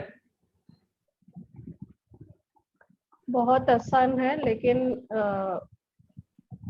वो जगह मिलना बहुत टफ है। मतलब आपको वो समझ लेना कि मैं साक्षी हूँ, वो चीज, हाँ, वो जब आप चीज को दुकान पे, मान लेना, वो चीज को सही में फील कर लेना। जिस दिन मैं फील कर लूं कि हाँ मैं ही साक्षी हूँ, उस दिन वो चीज टफ है।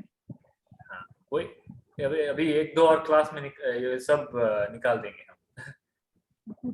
तो जब आप दुकान पे बैठेगी तो आपको ज्ञान रखना है कि मैं काम नहीं कर रही हूँ, देह मन बुद्धि काम कर रहा है, और मैं देख रहा हूँ, मैं साक्षी हूँ।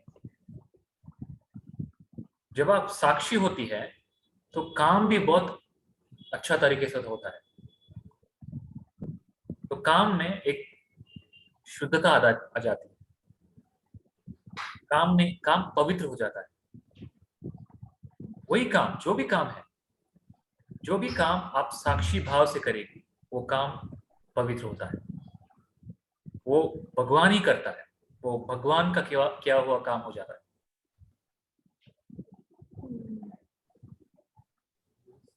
Guru Gobind Singh work as a worker selling rice. Yeah. He got an accident while pouring rice. By pouring rice. Yeah. तो विवेक जी ने एक कथा बताया है, गुरु गोविंद सिंह। और गुरु Govind Singh or somebody else? Guru Gobind Singh himself? The first, No, I don't think so. the first Guru. Guru Gobind Singh? I think so. Okay. So one of the Sikh masters, he attained mukti while he was serving rice to people who were sitting, I think, in langar. If you work as a worker, Okay. Selling raw rice, Okay. for somebody else. Okay. But Why? he was just pouring rice in that balance. Okay. He was measuring how much rice to give. Okay. Okay. So while he was doing that, Okay. he had attained Enlightenment. While he was working on the job immersion, he attained. He was weighing the rice. Yeah. He was weighing the rice on the scale, and he was adding rice to one of the scales, and he attained enlightenment. तो यहाँ पे कर्नाटक में एक कन्नड़ा का वाक्य है, कायकवे Kailasa. कायक means काम, आपका जो काम है, work. Kailas is Shiva's place, Kailas. Your workplace is Kailas. So in Karnataka, there was a master called Basavanna who taught people about Karma Yoga, that you can attain enlightenment while doing your day-to-day activities. And the same philosophy is there in Zen, in the Japanese Zen Buddhism, where they convert every normal activity that they do, day-to-day activity, into worship, by bringing awareness into it, by becoming a witness. And the same motto is followed by the samurais also, the warriors. The samurais are the children of Zen, and their war this thing is, I'm an instrument, I'm not the warrior. And that's why they're so powerful, because you cannot destroy me, and death of me is not really death. And for them, death in the battle is actually what they seek for. They want to die. For them, the most glorious death is to die on the battle. Because to die not on the battlefield, but not on the battle killing, die while doing the work, while immersed in, focused in work. तो जब आप काम करती हैं, साक्षी बन जाइए. जब machine चलता है, देह मन बुद्धि चलता है, साक्षी बन जाइए. जब आप साक्षी बनेगी, तब भी आपको मन से मुक्ति होगा. कोई और रास्ता नहीं है. मुझे नहीं पता, अगर आपको कल पता चल गया तो मुझे भी बोलिएगा. कोई और रास्ता नहीं है. शॉर्टकट रास्ता बहुत है. ड्रग्स लेना है तो लीजिए, अल्कोहल दारू पीना है तो पी लीजिए, मन शांत होगा. थोड़ी देर के लिए मन शांत होगा.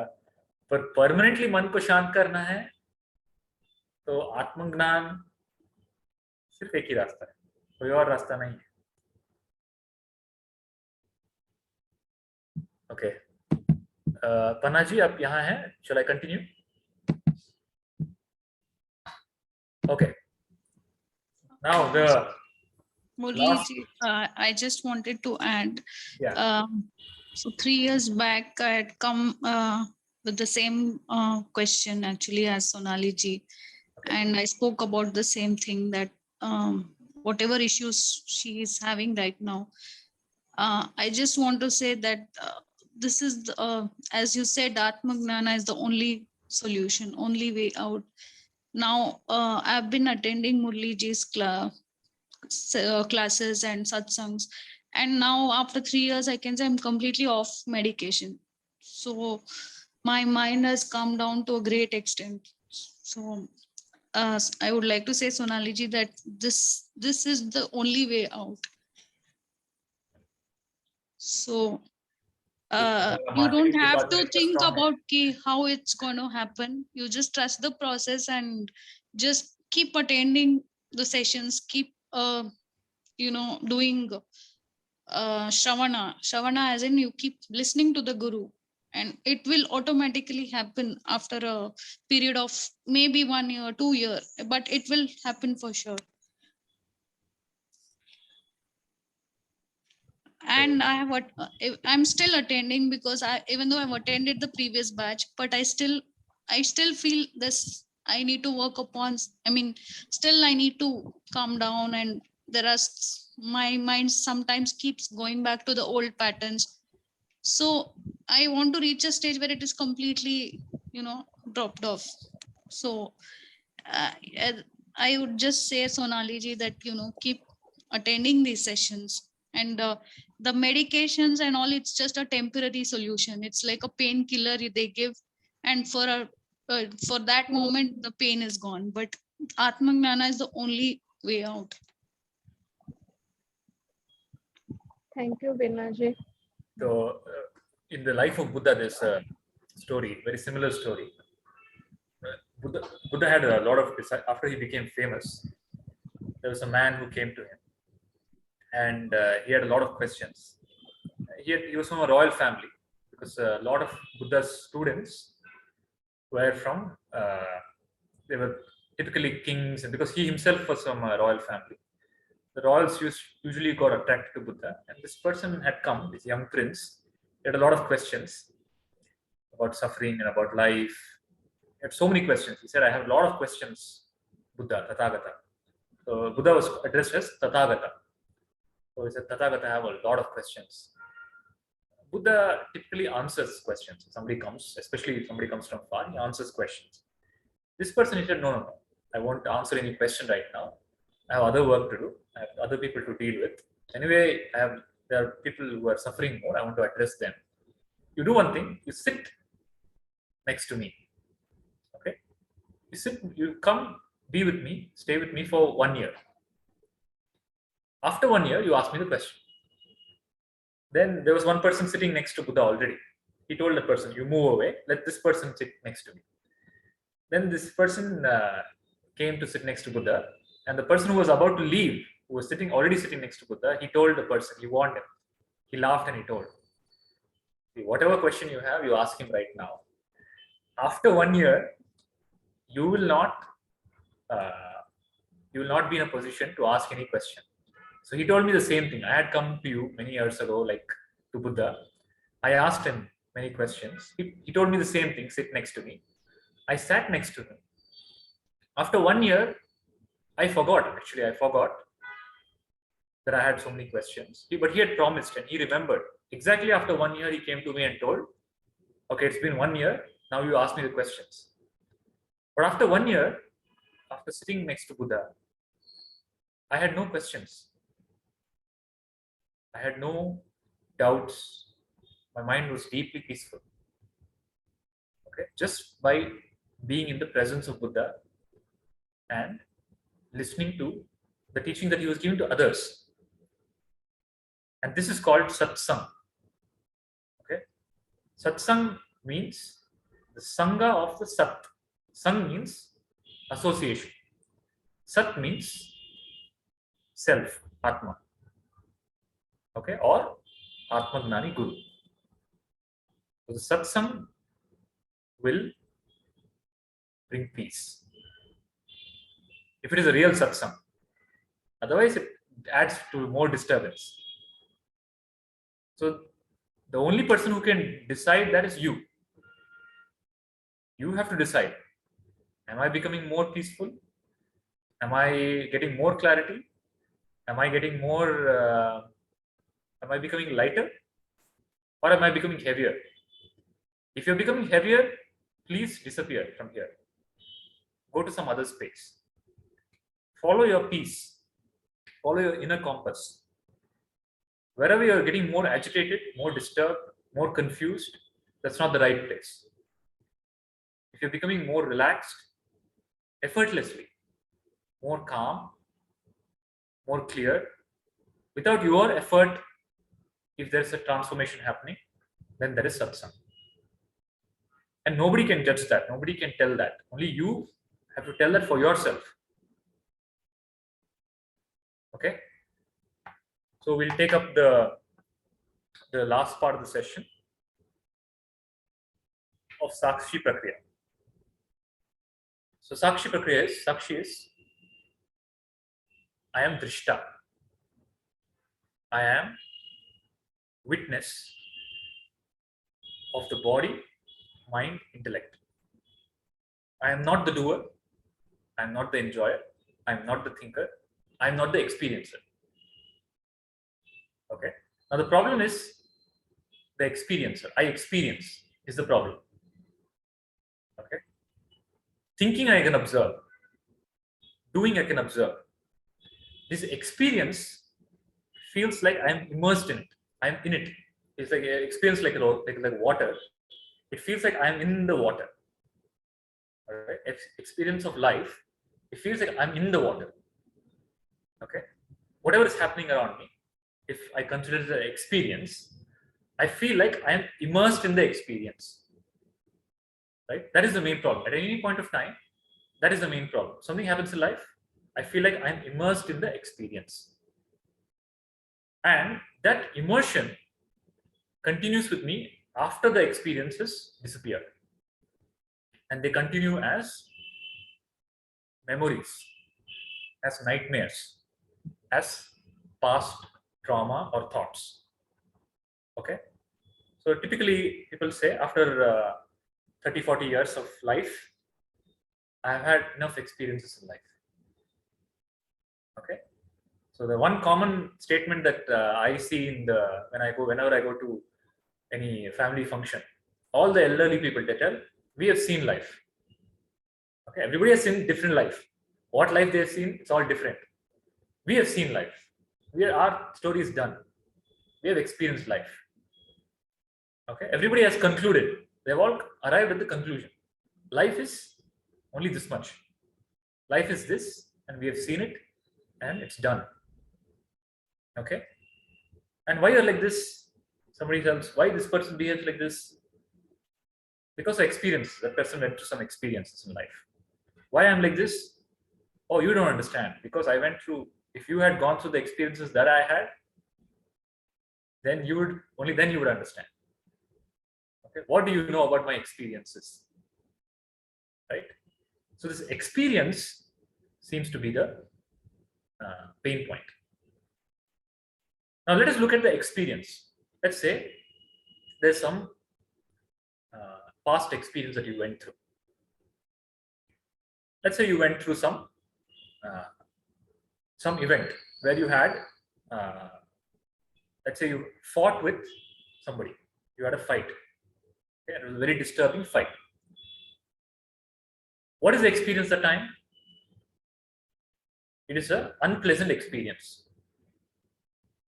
Okay, the fight itself, people shouting, and that scene of what is happening, the words, that sound, and the scene is the experience. It's an unpleasant experience, and there's a feeling in the body, unpleasant experience. Now, when you recollect it now, you recollect the experience, which is the external happening. Okay, but your mind has also recorded the experiencer, which is the body and the mind that went through that experience. You understand? In any experience, there's an experience and there's an experiencer, which is body mind. Okay, so two things are there. There's a fight. So this is, let's say, fight. Fight is the experience and the body mind that experienced it. So the experiencer and experience. Now you're in the present recollecting that experience. Is that experience real now? It's a memory. Is that body mind real? That experience is real now? That experience is unreal now. Is the experiencer that was recorded real now? Is the experiencer still there? Is that body mind still there right now? No. Okay.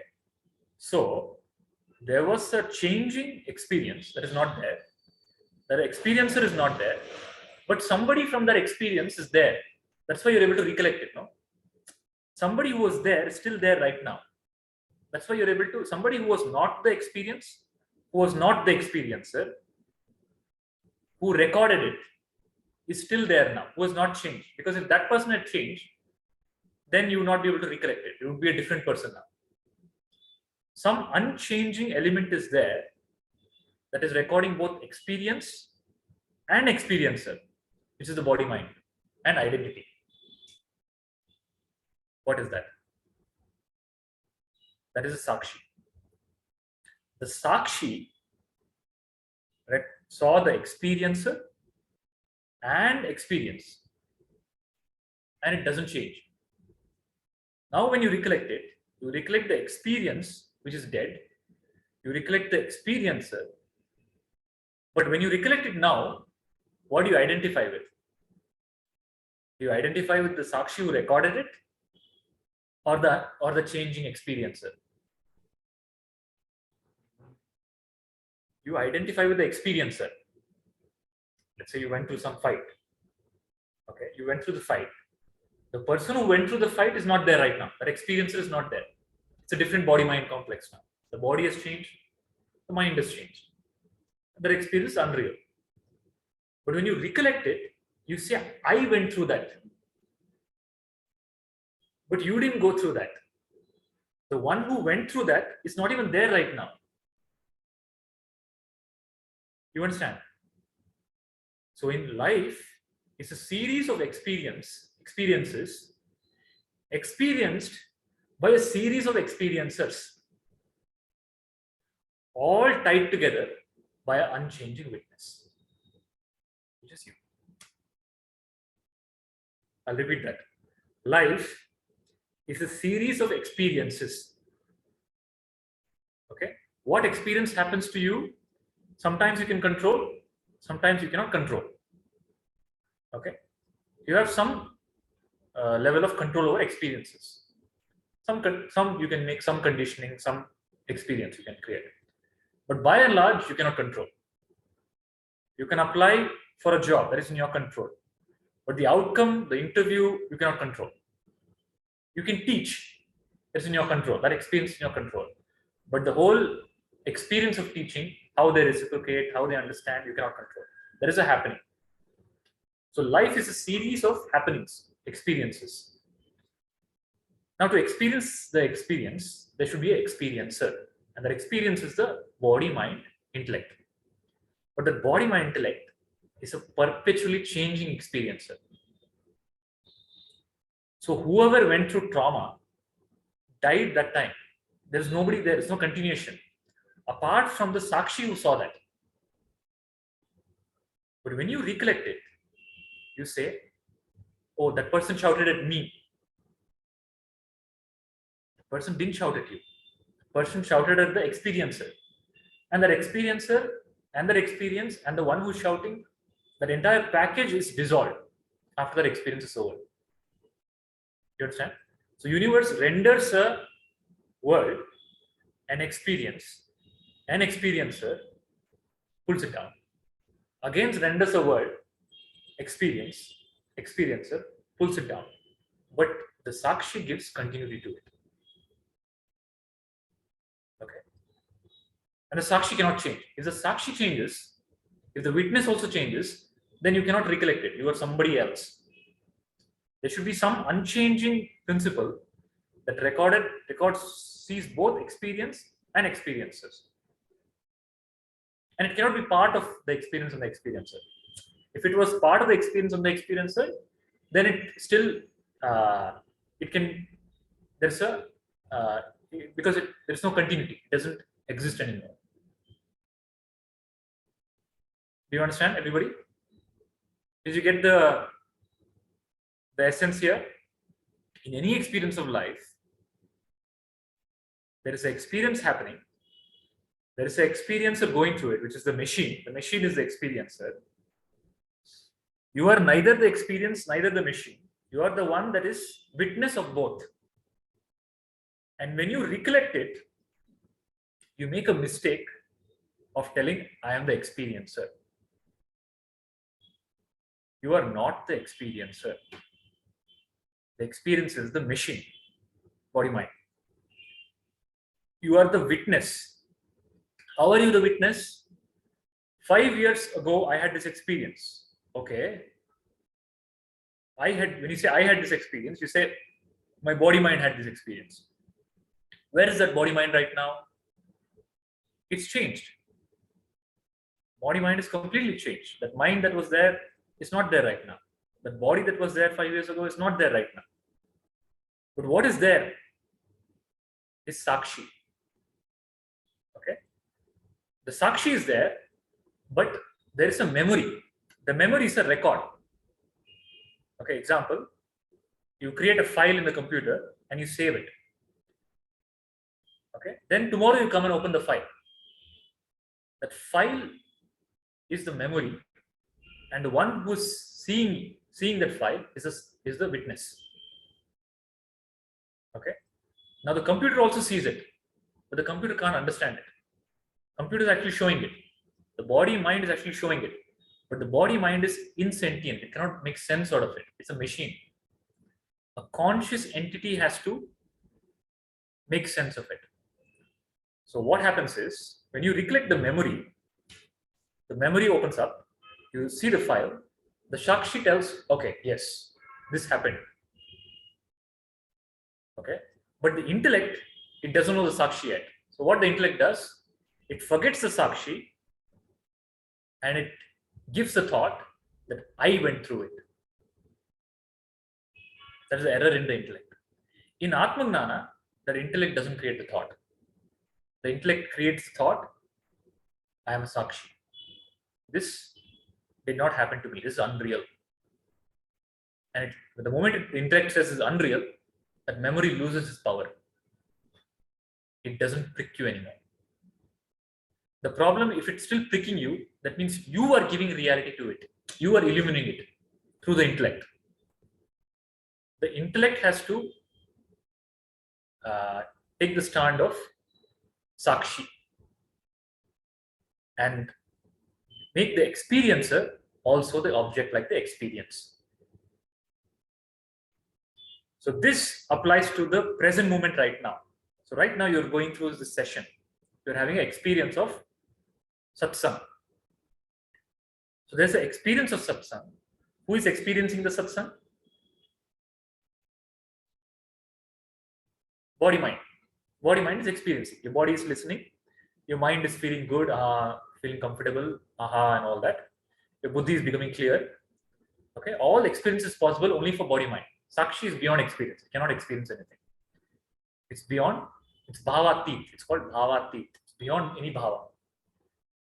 So what is going through bhavas is body, mind, and intellect. Now you are able to see this. So in the same moment, while you're going through the experience, there is a Sakshi that is illuminating everything. It is through you, it is illuminating the sound that is coming out of my mouth. You are listening, it's illuminating. The sense that your mind is making out of it is illuminating. And all the memory recorded, it's illuminating.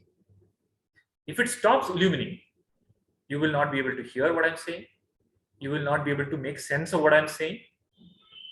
Right? Let's say there's a mentally retarded person. He or she listens to what I'm saying, but they're not able to understand what I'm saying. Because the Sakshi is not able to, the machine is broken. It's not able to fully illumine the intellect because the intellect is broken. The machine is broken.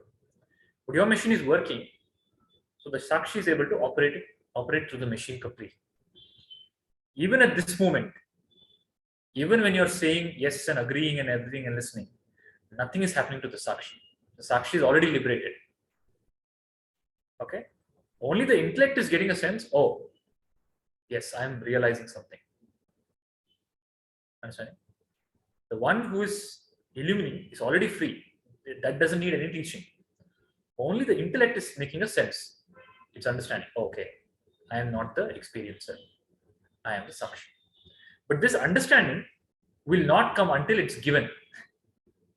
Somebody has to it's a conscious program that has to be given. Until then, the intellect continues to live in unconscious program of experience. So how does this teaching help? This teaching helps you to objectify the experiencer and to see that experiencer is coming moment to moment, including this moment. That means right now, what you think you are is just an image appearing and disappearing. It will not be there next moment. Whatever you think you are right now is just a figment of imagination. What you really are is a Sakshi that is seeing it. But what you think you are, I'm a person, I'm listening, I'm a student, I don't know. You have all these ideas that person knows more than me. I have to learn. There's some journey in your head. All that is part of the package of some identity, which is a figment of imagination. This very moment. Okay? That is why the Guru asks, who are you? The moment the Guru asks, who are you? You drop the identity and you become aware of Sakshi. Either you become aware of Sakshi, either you drop that. Either you say, I am Sakshi, or you say, I am not the body mind. Both are valid. But drop the unreal. Drop the identity. That is why the Guru asks, who? Because whenever you give an answer to who, you are referring to experiencer. And the experiencer is moment to moment reality. Moment to moment unreality. Moment to moment comes, disappears. By the time you question, that experience is not there. But you have a sense that I am continuous because of Sakshi. And that sense of continuity is not this lifetime. It's time immemorial. You are deathless because you are Sakshi. You have no death. Even when this body dies, when this machine dies, there's another machine that you illuminate. The illumination continues. You are Sakshi, the deathless, silent, birthless, eternal witness.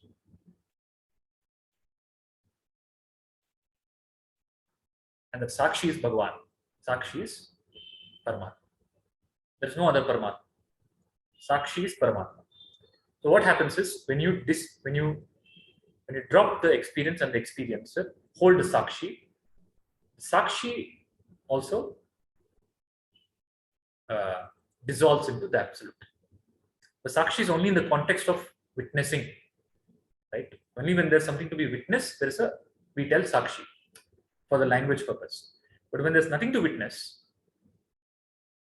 then the Sakshi also, whatever is taking the form of Sakshi, reveals itself, which is Parabrahma. But Sakshi, the intellect can know Sakshi. What is beyond Sakshi, intellect can't know. Sakshi is the only point where the intellect can reach.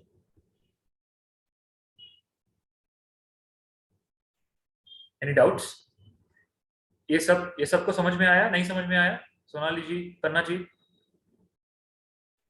तो जो भी तो मन क्या है? मन एक story बनाता है. It's called narrative. ये narrative word सुना है आपने? ये सब जर्नलिस्ट यूज करते हैं, narrative. मन एक narrative बनाता है. अरे मेरा लाइफ ऐसा है, एक narrative बनाता है. मैं ऐसा था, मुझे ऐसा हुआ, भगवान ने ऐसा मेरे साथ ऐसा किया, मेरे साथ ऐसा बुरा हुआ, अच्छा हुआ, और एक जनरल नैरेटिव बनाता है. और वो नैरेटिव बना के एक समरी बनाता है लाइफ का. ओके? और आप वो समरी को सच मान के डे टू डे काम करते हैं. तो आपका लाइफ का नैरेटिव क्या है पन्ना जी? आपके लाइफ के बारे में आपका मन क्या बोलता है? अच्छा लाइफ है या बुरा लाइफ है? अच्छा है. अच्छा लाइफ है, तो अच्छा नैरेटिव है.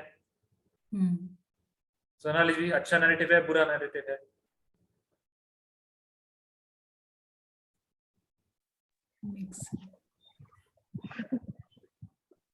अच्छा है. अच्छा है. सच बोलिए, मुझे पता चलता है, झूठ बोलेंगे तो पता चलता है. तो नैरेटिव क्या होता है? नहीं है अच्छा. तो मन में जो कॉन्स्टेंटली आपको विचार आते हैं ना, the constant thought that comes in your mind repeatedly, the constant background of the notion about your life, that is the narrative about your life. When something good is happening, it's fine. But predominantly, life has a narrative. What is your narrative of life, Vivek? No, it's a bad picture of the ring on the screen and change the picture. You change the picture, okay. No, I identify the screen now. Not the picture, okay. So the mind builds a narrative based on experiences. Okay. Somebody had some bad experiences. Maybe somebody had only one bad experience at a very young age. The mind labels the whole life as bad. Okay. The mind, you have an experience at a very critical point in life. Okay, you had a good life. At a very critical point in life, you went through some bad experiences, very short term, and you came out of that. But mind will not let go. Mind will label the whole life as bad. How can that happen to me? How can that person speak to me like that? ऐसा मेरे साथ कैसा हुआ? Right? तो मन जो है एक स्टोरी बनाता है, और आप वो स्टोरी सच मान के you will start living. So mind builds a narrative. Everybody is moving fast. Everybody has job. Everybody is successful. I am stuck. I am not able to do anything. It's a narrative of the mind. Okay? Drop the narrative. You are the creative energy. When you drop the narrative of the mind, you are able to respond to present moment with creativity. If you are stuck in the narrative of the mind, you can only respond to the present moment with the past. You understand? Your present is fresh. You have to respond to the present with creativity, all possibility. But you're responding to the present with the past garbage. Okay? So this you will be able to become free from when you become sakshi to the past. You have to become a witness to the past. When the thoughts of the past, when the narratives of the past, when the force of the past comes, and it's coming on its own, okay, you're not creating it. Like I told, you are not the problem. It is happening on its own. But that on its own, you have an option, either to grow it or to destroy it. Whatever you don't want, you destroy by witnessing it. Whatever good is there, strength is there, you take and you grow it. Whatever learning is there from the past, you take and you grow it. Whatever kachra is there, you burn it. Don't burn plastic. Whatever is not plastic, you burn. You understood?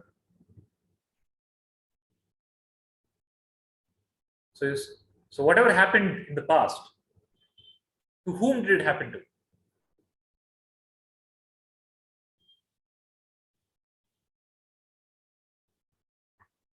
To whom did it happen to? Unreal. Happened to the body, which even that. It was all, something happened to something that was unreal.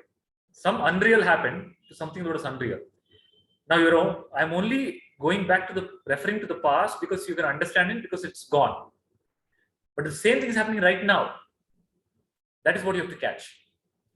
Moment to moment, you have to live as if, oh, something unreal is happening to something unreal. But I am Sakshi, eternal. Nothing is happening to me. I'm taking the reference of the past because you can understand it. You can see both experiencer and experienced. But you have to superimpose that logic to the present moment. Present, you're going through an experience, which is momentary. The experiencer who is going through it also momentary. You are the witness even now. So what does this do to you? Every present moment doesn't leave a impression. No matter what you go through now with this wisdom, provided you are a witness, nothing stains you. No matter what experience you go through, the worst of the worst experience you go through will not stain. This is what happened in the life of Viktor Frankl. I told you about Viktor Frankl. Viktor Frankl was a Jew in the World War II. He was a doctor. He was a neurologist, and he was a Jew. So he was put into a concentration camp. His entire life work was destroyed. His house was burned. His family was killed in front of him. And his head was shaved, and he was thrown into a concentration camp. In the concentration camp, life is the worst. Okay, the guards will beat you. And the guards became so tired of beating that they took some prisoners and gave them the position of guards, the Jews. Now those Jews who became guards started beating the Jews even worse. And every day they were given one piece of bread. Every day morning you get one piece of bread. The biggest decision in life for them, for the Jews there, is should I eat the bread in the morning or later in the day when I get tired? Okay, and they're made to work physical labor, hard physical labor, with one piece of bread. So the biggest problem is, should I eat it now or should I eat it when I get tired? Now, if I don't eat it now, if I eat it later, somebody will come and steal it. People will go and steal other people's bread because you only have one piece of bread. It's a big problem. Should I eat it now? If I eat it now, I'll get tired. Then I have to go and steal from somebody. Okay, this is the experience of life. Okay, then Victor, because he was a doctor, he was a neurologist, he started observing. He was experiencing the situation, but he started observing two types of people. the experience is horrible for everybody. It's the same horrible experience for all the Jews. But he found in the same horrible experience, in the same prison, two types of people emerged. One type he called as pigs. He labeled them as pigs, and the other he labeled them as angels. Okay, what these pigs used to do, pig category of people, they will eat their bread and they'll go steal the bread from other people, and they'll collaborate with the guards and they'll beat the Jews. Okay, this he called as pigs, and they will do whatever it takes to make their life better. Then he found angels. Angels are people who will eat only half bread. Okay, they have to take care of themselves. They eat half bread and half they'll keep. They'll keep if they become hungry, or the moment they see somebody faint, they'll go and put it in their mouth. Okay, whenever they see somebody weak, they'll go and put the bread in their mouth. And there were people, after some time, if you have to die, people want to commit suicide because death is better than living in that prison. So even to commit suicide, there are multiple ways. First way is don't do anything, just sit. The guards will come and beat you and kill you. But that's a very painful way. You have to get beaten and killed. But he saw people doing that. They would not do anything. The guards would come, they'd beat him, kill him. Then the other type of people, they used to go and there's a fence, electric fence around the prison. They'll go and jump to the electric fence, they'll catch the fence, they'll get electrocuted and they'll die. Then he found there's another way of death.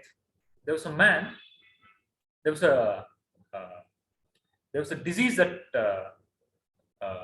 spread in that prison, and people started dying, plague or some other disease, not sure about the disease. He saw a man who was dying. He has seen many deaths. He has seen people getting beaten up and dying. He has seen people fighting and dying. He has seen people getting electrocuted and dying.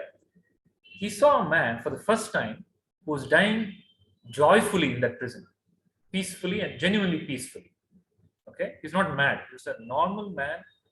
He saw a grace in his face, a calmness in his face. So he goes to the man and he asks, you have such calmness in your face and you're dying. The man said, yes, I'm dying, but I'm dying knowing that God has responded to me. I prayed to God to end this war, end the world war. And I told God to take my life as an offering. And God agreed. So God is taking my life and the war is ending. And he was dying peacefully. Because he's dying, because he's offering his life to bring peace to the world. So Victor is recording all of this mentally. He's making observations. Okay, same situation. Somebody's acting, somebody's becoming a demon, somebody's becoming an angel. So when people tell, I am like this because of my experience, that's the most stupidest thing. That's a false statement.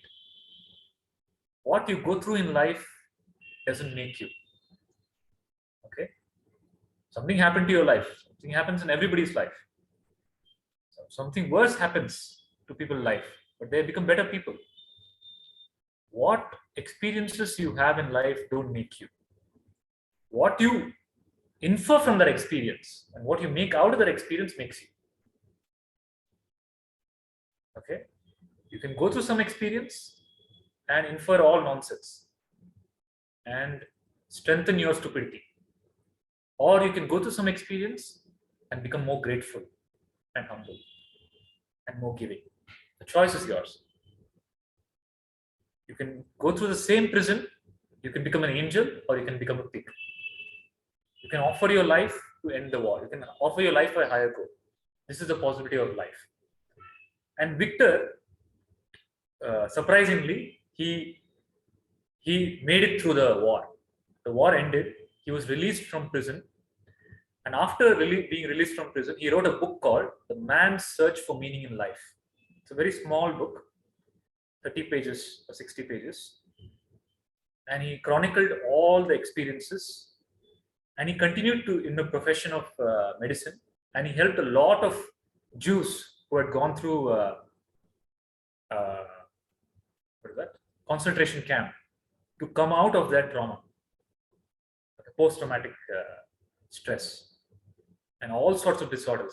He saw patients with unimaginable mental disorders, because it's a horrible situation in the concentration camp. It's a hopeless situation. Whatever you lived for is gone, and you can't die peacefully. There is no hope. Okay, and you have to work hard, and your body is destroyed. Nobody knows you. You're basically a machine. And people went through a lot of trauma, a lot of various levels of mental disorder, and Victor was able to help them come out of that, because he also went through that, but he went through it very objectively. Because he was a doctor, he was able to watch the situation and study it, not get too immersed in it. He was able to see patterns, he was able to see, and he was able to arrive at conclusions. And when he said to the patient that you can become free, it had a value, because somebody was in the concentration camp who lost his entire life, who lost his wife and children, who also was beaten, is telling it. That is the role of a guru. That is why no God, no book, no divine light from the sky will help you.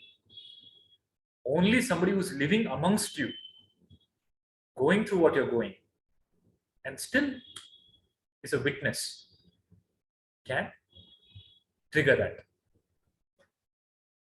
Okay, it's only a matter of trigger. It's only a matter of enabling you to see the experience and the experiencer both as objects. And the moment you see that, you become free, because you objectified it. Any doubt?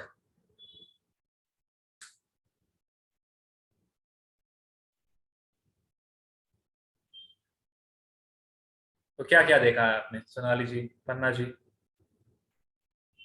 You say, I suffer in life, I see so many things. One day, you of all people should know, Sonali ji, you work in the pharmacy, right? Pharmacy, though, people will come with a lot of suffering and problem, pain. You should feel happy. God has put you in such a spot to see people who are suffering every day. You should feel grateful about your life, that you're on the other side, giving medicine, not taking medicine.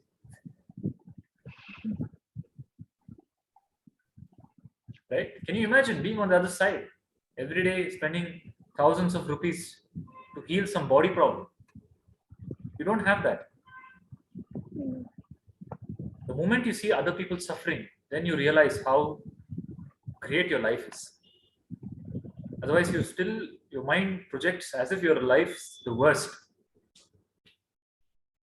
Just go out, spend some time with other people, see how much they suffer. Then you realize your suffering is nothing compared to other people's suffering.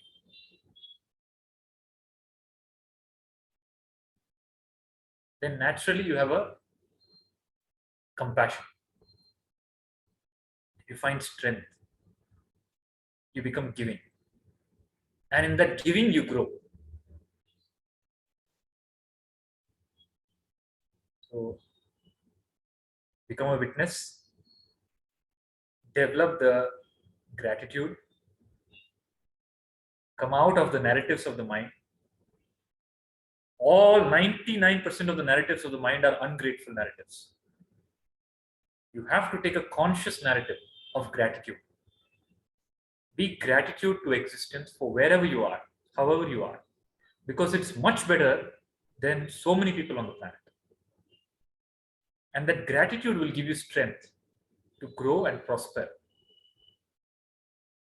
The more you are giving reality to suffering and the narratives, no matter where you go, you will suffer. The more you have gratitude, the more you will find strength, beauty and creativity and freedom in life. So are you grateful or are you complaining? Typically, the mind is constantly complaining. Complain. ये नहीं है, वो नहीं है, ये नहीं है, वो नहीं है. So there was a man who wanted to commit suicide. He was on the hilltop. He was about to jump. And there was another old man. He stopped him. Wait. What happened? Why are you jumping? He told, I have nothing. I have no money. I cannot survive in this world. It's so difficult. So much for everything. You need money. Okay. I cannot survive. I'm not able to do anything. Not able to get a job. I want to die. I'm depressed. Okay. Then I have nothing of value in my life. I want to die. Then the old man says, okay, anyway, you're going to die. Can you postpone it by one day? Anyway, die tomorrow. Today you're going to die. Tomorrow you die. One day you give to me. I'll see if I can change it. Then this young man thinks, okay, anyway, I'm going to die. I'll try one last chance. I'll give this old man. The old man takes him to the king. He tells this depressed man, stand outside. I'll go inside and I'll come back. He goes inside. After half an hour, he comes back. He tells the young man, okay, I've made a deal with the king. He is willing to give 1,000 gold coins for both of your eyes. Okay, what? 1,000 gold coins for your eyes. The young man says, what nonsense are you talking? I will not give my eyes even if you give me 100 million gold coins. Then he goes inside again. The old man goes inside again. He comes back. Okay, I made another deal. 10,000 gold coins for your right hand. The man says, no, I'm not going to give my hand. Then the man goes inside again and comes back. Okay, last offer, 50,000 gold coins for your heart. Okay, because at that time in India, surgery was very advanced. They could do heart transplant and things like that. So king wants to do a heart transplant. King he's an old king. He has a weak heart transplant. He's willing to give 50,000 gold coins. Your next three generations of your children and your grandchildren, great grandchildren, all of them need not work. 50,000 gold coins. Are you willing to give? He says, no, absolutely not. And he gets so angry with the old man. He says, I thought you will help me. You're only bringing nonsense offers. The old man looks at him and tells, just half an hour ago, you were about to jump from the hill, telling that I don't have anything of value. But you have a heart which is worth more than all the gold on the planet. You have two eyes with which you can see. You have hands and legs. You have a body that can work. You have a mind that can think. What more do you want? This is the real value. If you have this, everything else you can build. It's only a matter of thinking, right? Thinking. There are people who don't even have this. They don't have eyes. There are people who don't have leg. Definitely you are better than that. So you should not be complaining.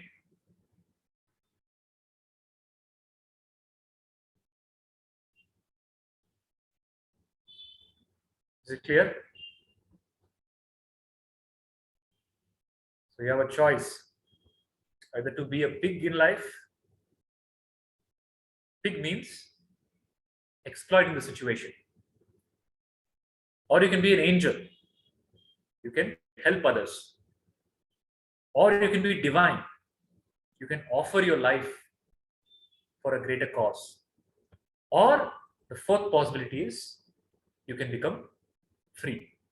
You can be like Victor.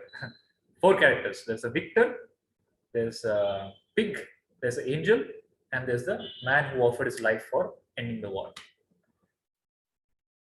Choice is yours. What do you want to be?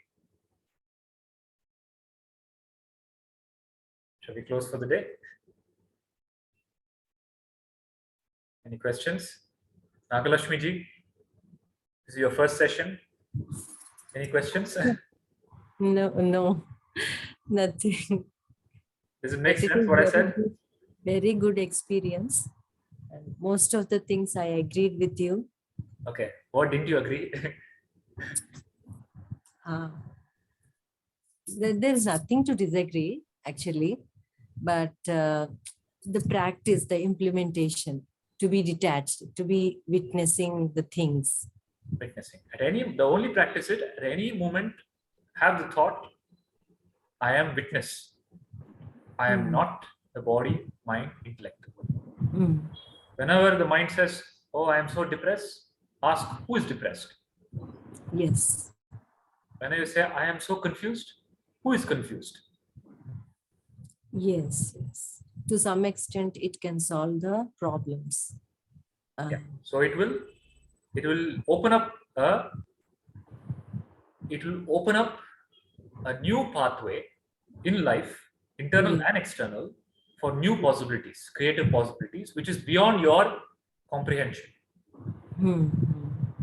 Otherwise, life, after some time, you only live by all your programs. You experience only what you think. Yeah. The moment you become When witness, we get hurt, when we get hurt, when we get pain, it is very difficult to be detached from the pain. As long as pain is there, we have to experience the pain. yeah. So that is what is the beauty of vipassana. I told you about vipassana, right? Yeah. So the pain, of course, when you have pain, you cannot do it. You have to start the practice when your body is fit, of the practice of observing the body. Okay, so what happens? There are masters like Ramana Maharshi and Ramakrishna Paramahamsa. So all of them had horrible diseases, cancer, and very painful diseases, right? But they were able to witness even that. Correct. Yes. When you have the disease, you cannot do it. You have to do it. You have to practice it before. Right now, develop the attitude of witnessing the body, so that when the body goes through something, you're able to not react to it. Yes, true. Okay. Yeah, I'll try to implement it by just asking myself that, okay, I'm witnessing it. Yeah. For now, I took you through the process of observing the breath. Until the next session, whenever possible, you can do that kriya. It's called anapanasati, observing the in-breath, gap, and out-breath, and gap. Okay. Okay? Okay. We'll close for the day. Thank you. Loka samasta sukhino bhavantu. Loka samasta sukhino bhavantu. Loka samasta sukhino bhavantu. Harihi Om. Shri Gurubhyo Namaha. Harihi Om.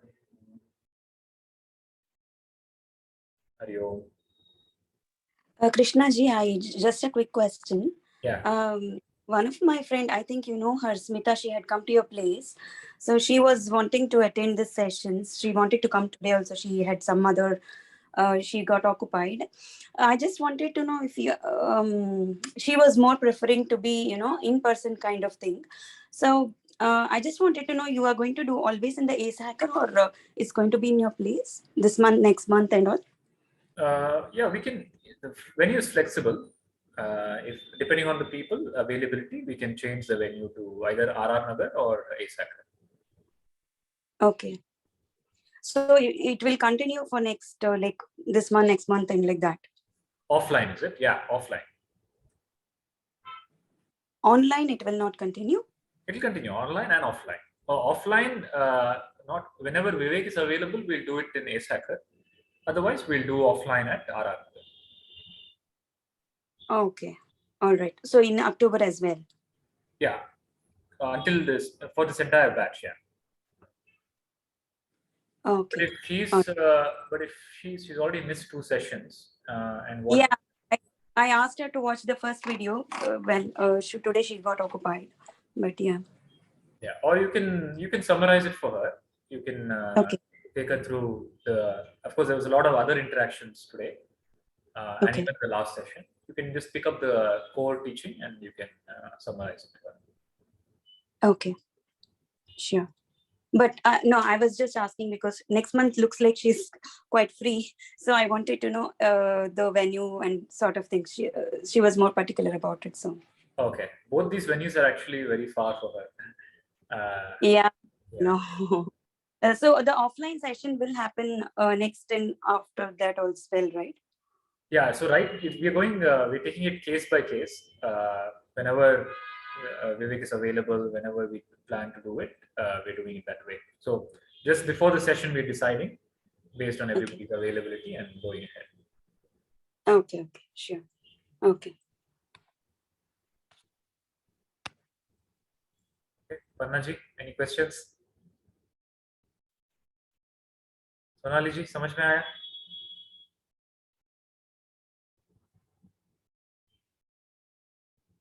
कोई use है ये सब ज्ञान या सिर्फ बकवास का ज्ञान है? नहीं नहीं, बकवास नहीं है बिल्कुल। जैसे मन और शांत होगा ना, मन जितना शांत होगा उतना बाहर की आपका बाहर का एक्सपीरियंस भी चेंज होगा। तो आपका अंतरांग में जैसा शांति आएगा तो बाहर का भी उसमें दिखेगा। बाहर में भी ग्रोथ, डायरेक्शन, प्रॉस्पेरिटी, वो सब दिखने लगेगा। बट जर्नी अंदर से होगा, स्टार्टिंग पॉइंट अंदर है। तो अंदर आप जब शांत होगी, शांति और ज्ञान, आपको right silence, right action, right thinking सब चाहिए। आपको लाइफ को चेंज करना है तो life follows certain principles. You cannot go against certain principles. Okay, life follows. In life there is no free meal. You have to offer something to life and you get something. So you have to put seed for the tree to grow and give fruit. Just like that, fruit will not come, right? But even to put the seed, you need the right seed, the right time, the right soil. All that comes from right thinking and right guidance. So whatever aspect you need fixing in life, whatever aspect you need, so there are not many aspects, please understand. जीवन में सिर्फ 3-4 bucket ही हैं pen points. एक है health में suffering हो सकता है, या तो रिलेशनशिप में पेन हो सकता है, या तो काम में पेन हो सकता है, या तो पैसा में। और क्या है, what other bucket is there? Everything else falls under this bucket. Either somebody has health problem, or somebody has wealth problem, somebody has work problem, somebody has relationship problem, or somebody has all of these problems together. Okay, now all of them, if there's a health problem, you need guidance, right? Guidance, right diet. You need right guidance of what needs to do to come to from unhealth to health, right? It's a series of right steps and right thinking and right guidance. Same thing for all aspects of life. Same thing for spirituality also. Right guidance, right thinking, right steps. All you have to do is make sure every day you're focusing on the positive. Don't worry about negative. Don't worry about, oh, all these days I suffered like this, all these days I wasted time, all these days this happened. No. Focus on what positive you can do today.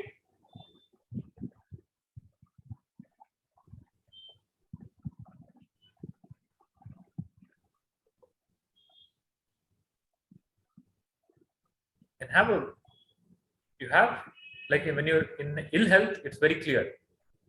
When you're unhealthy, you have your health, vision of health is very clear. I have to be healthy. When I say healthy, I have to be able to walk, run, work, and all that. Same vision you have to have in all aspects of life. When you say I have to be financially free, you have to be clear of what number you want.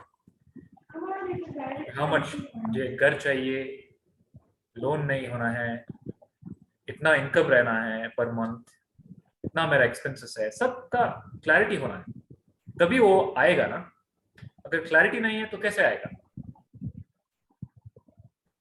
तो पहला exercise आप लिखिए सब, सोनाली जी, जो भी aspect pain point है आपके life में, उसका and goal, vision, best case scenario लिखिए हो। और वो एंड विजन है ना, वो विजन को रीच करने के लिए आपको आज क्या करना है, वो you start doing that. if there's nothing you can do, find out who can help, find out the next right step, slowly you move and you'll reach.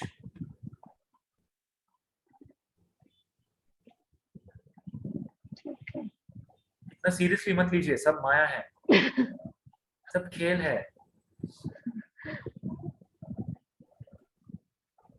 जब आप इससे निकल के बाहर आएगी ना, देह से नहीं, इसी सफरिंग से, जब आप सफरिंग से निकल के बाहर आएगी, जब आपका पेन पॉइंट चला जाएगा, तब आप कहेंगे अरे वही अच्छा था।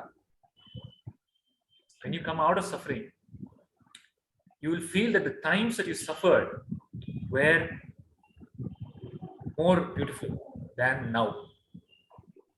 That is the beauty of suffering. In suffering, your mind is completely open. The moment you succeed, your mind shuts down. Your mind becomes akkad aa jati hai man mein. Suffering keeps you humble, open. Now you're still open. There's hope.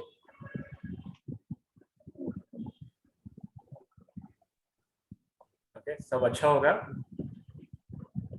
आप काम कीजिए, सोचिए, लिखिए, focus on the right things, and know that I am Sakshi. Okay? Hari Om. Hariom. Hariom. Hari Om. Hariom.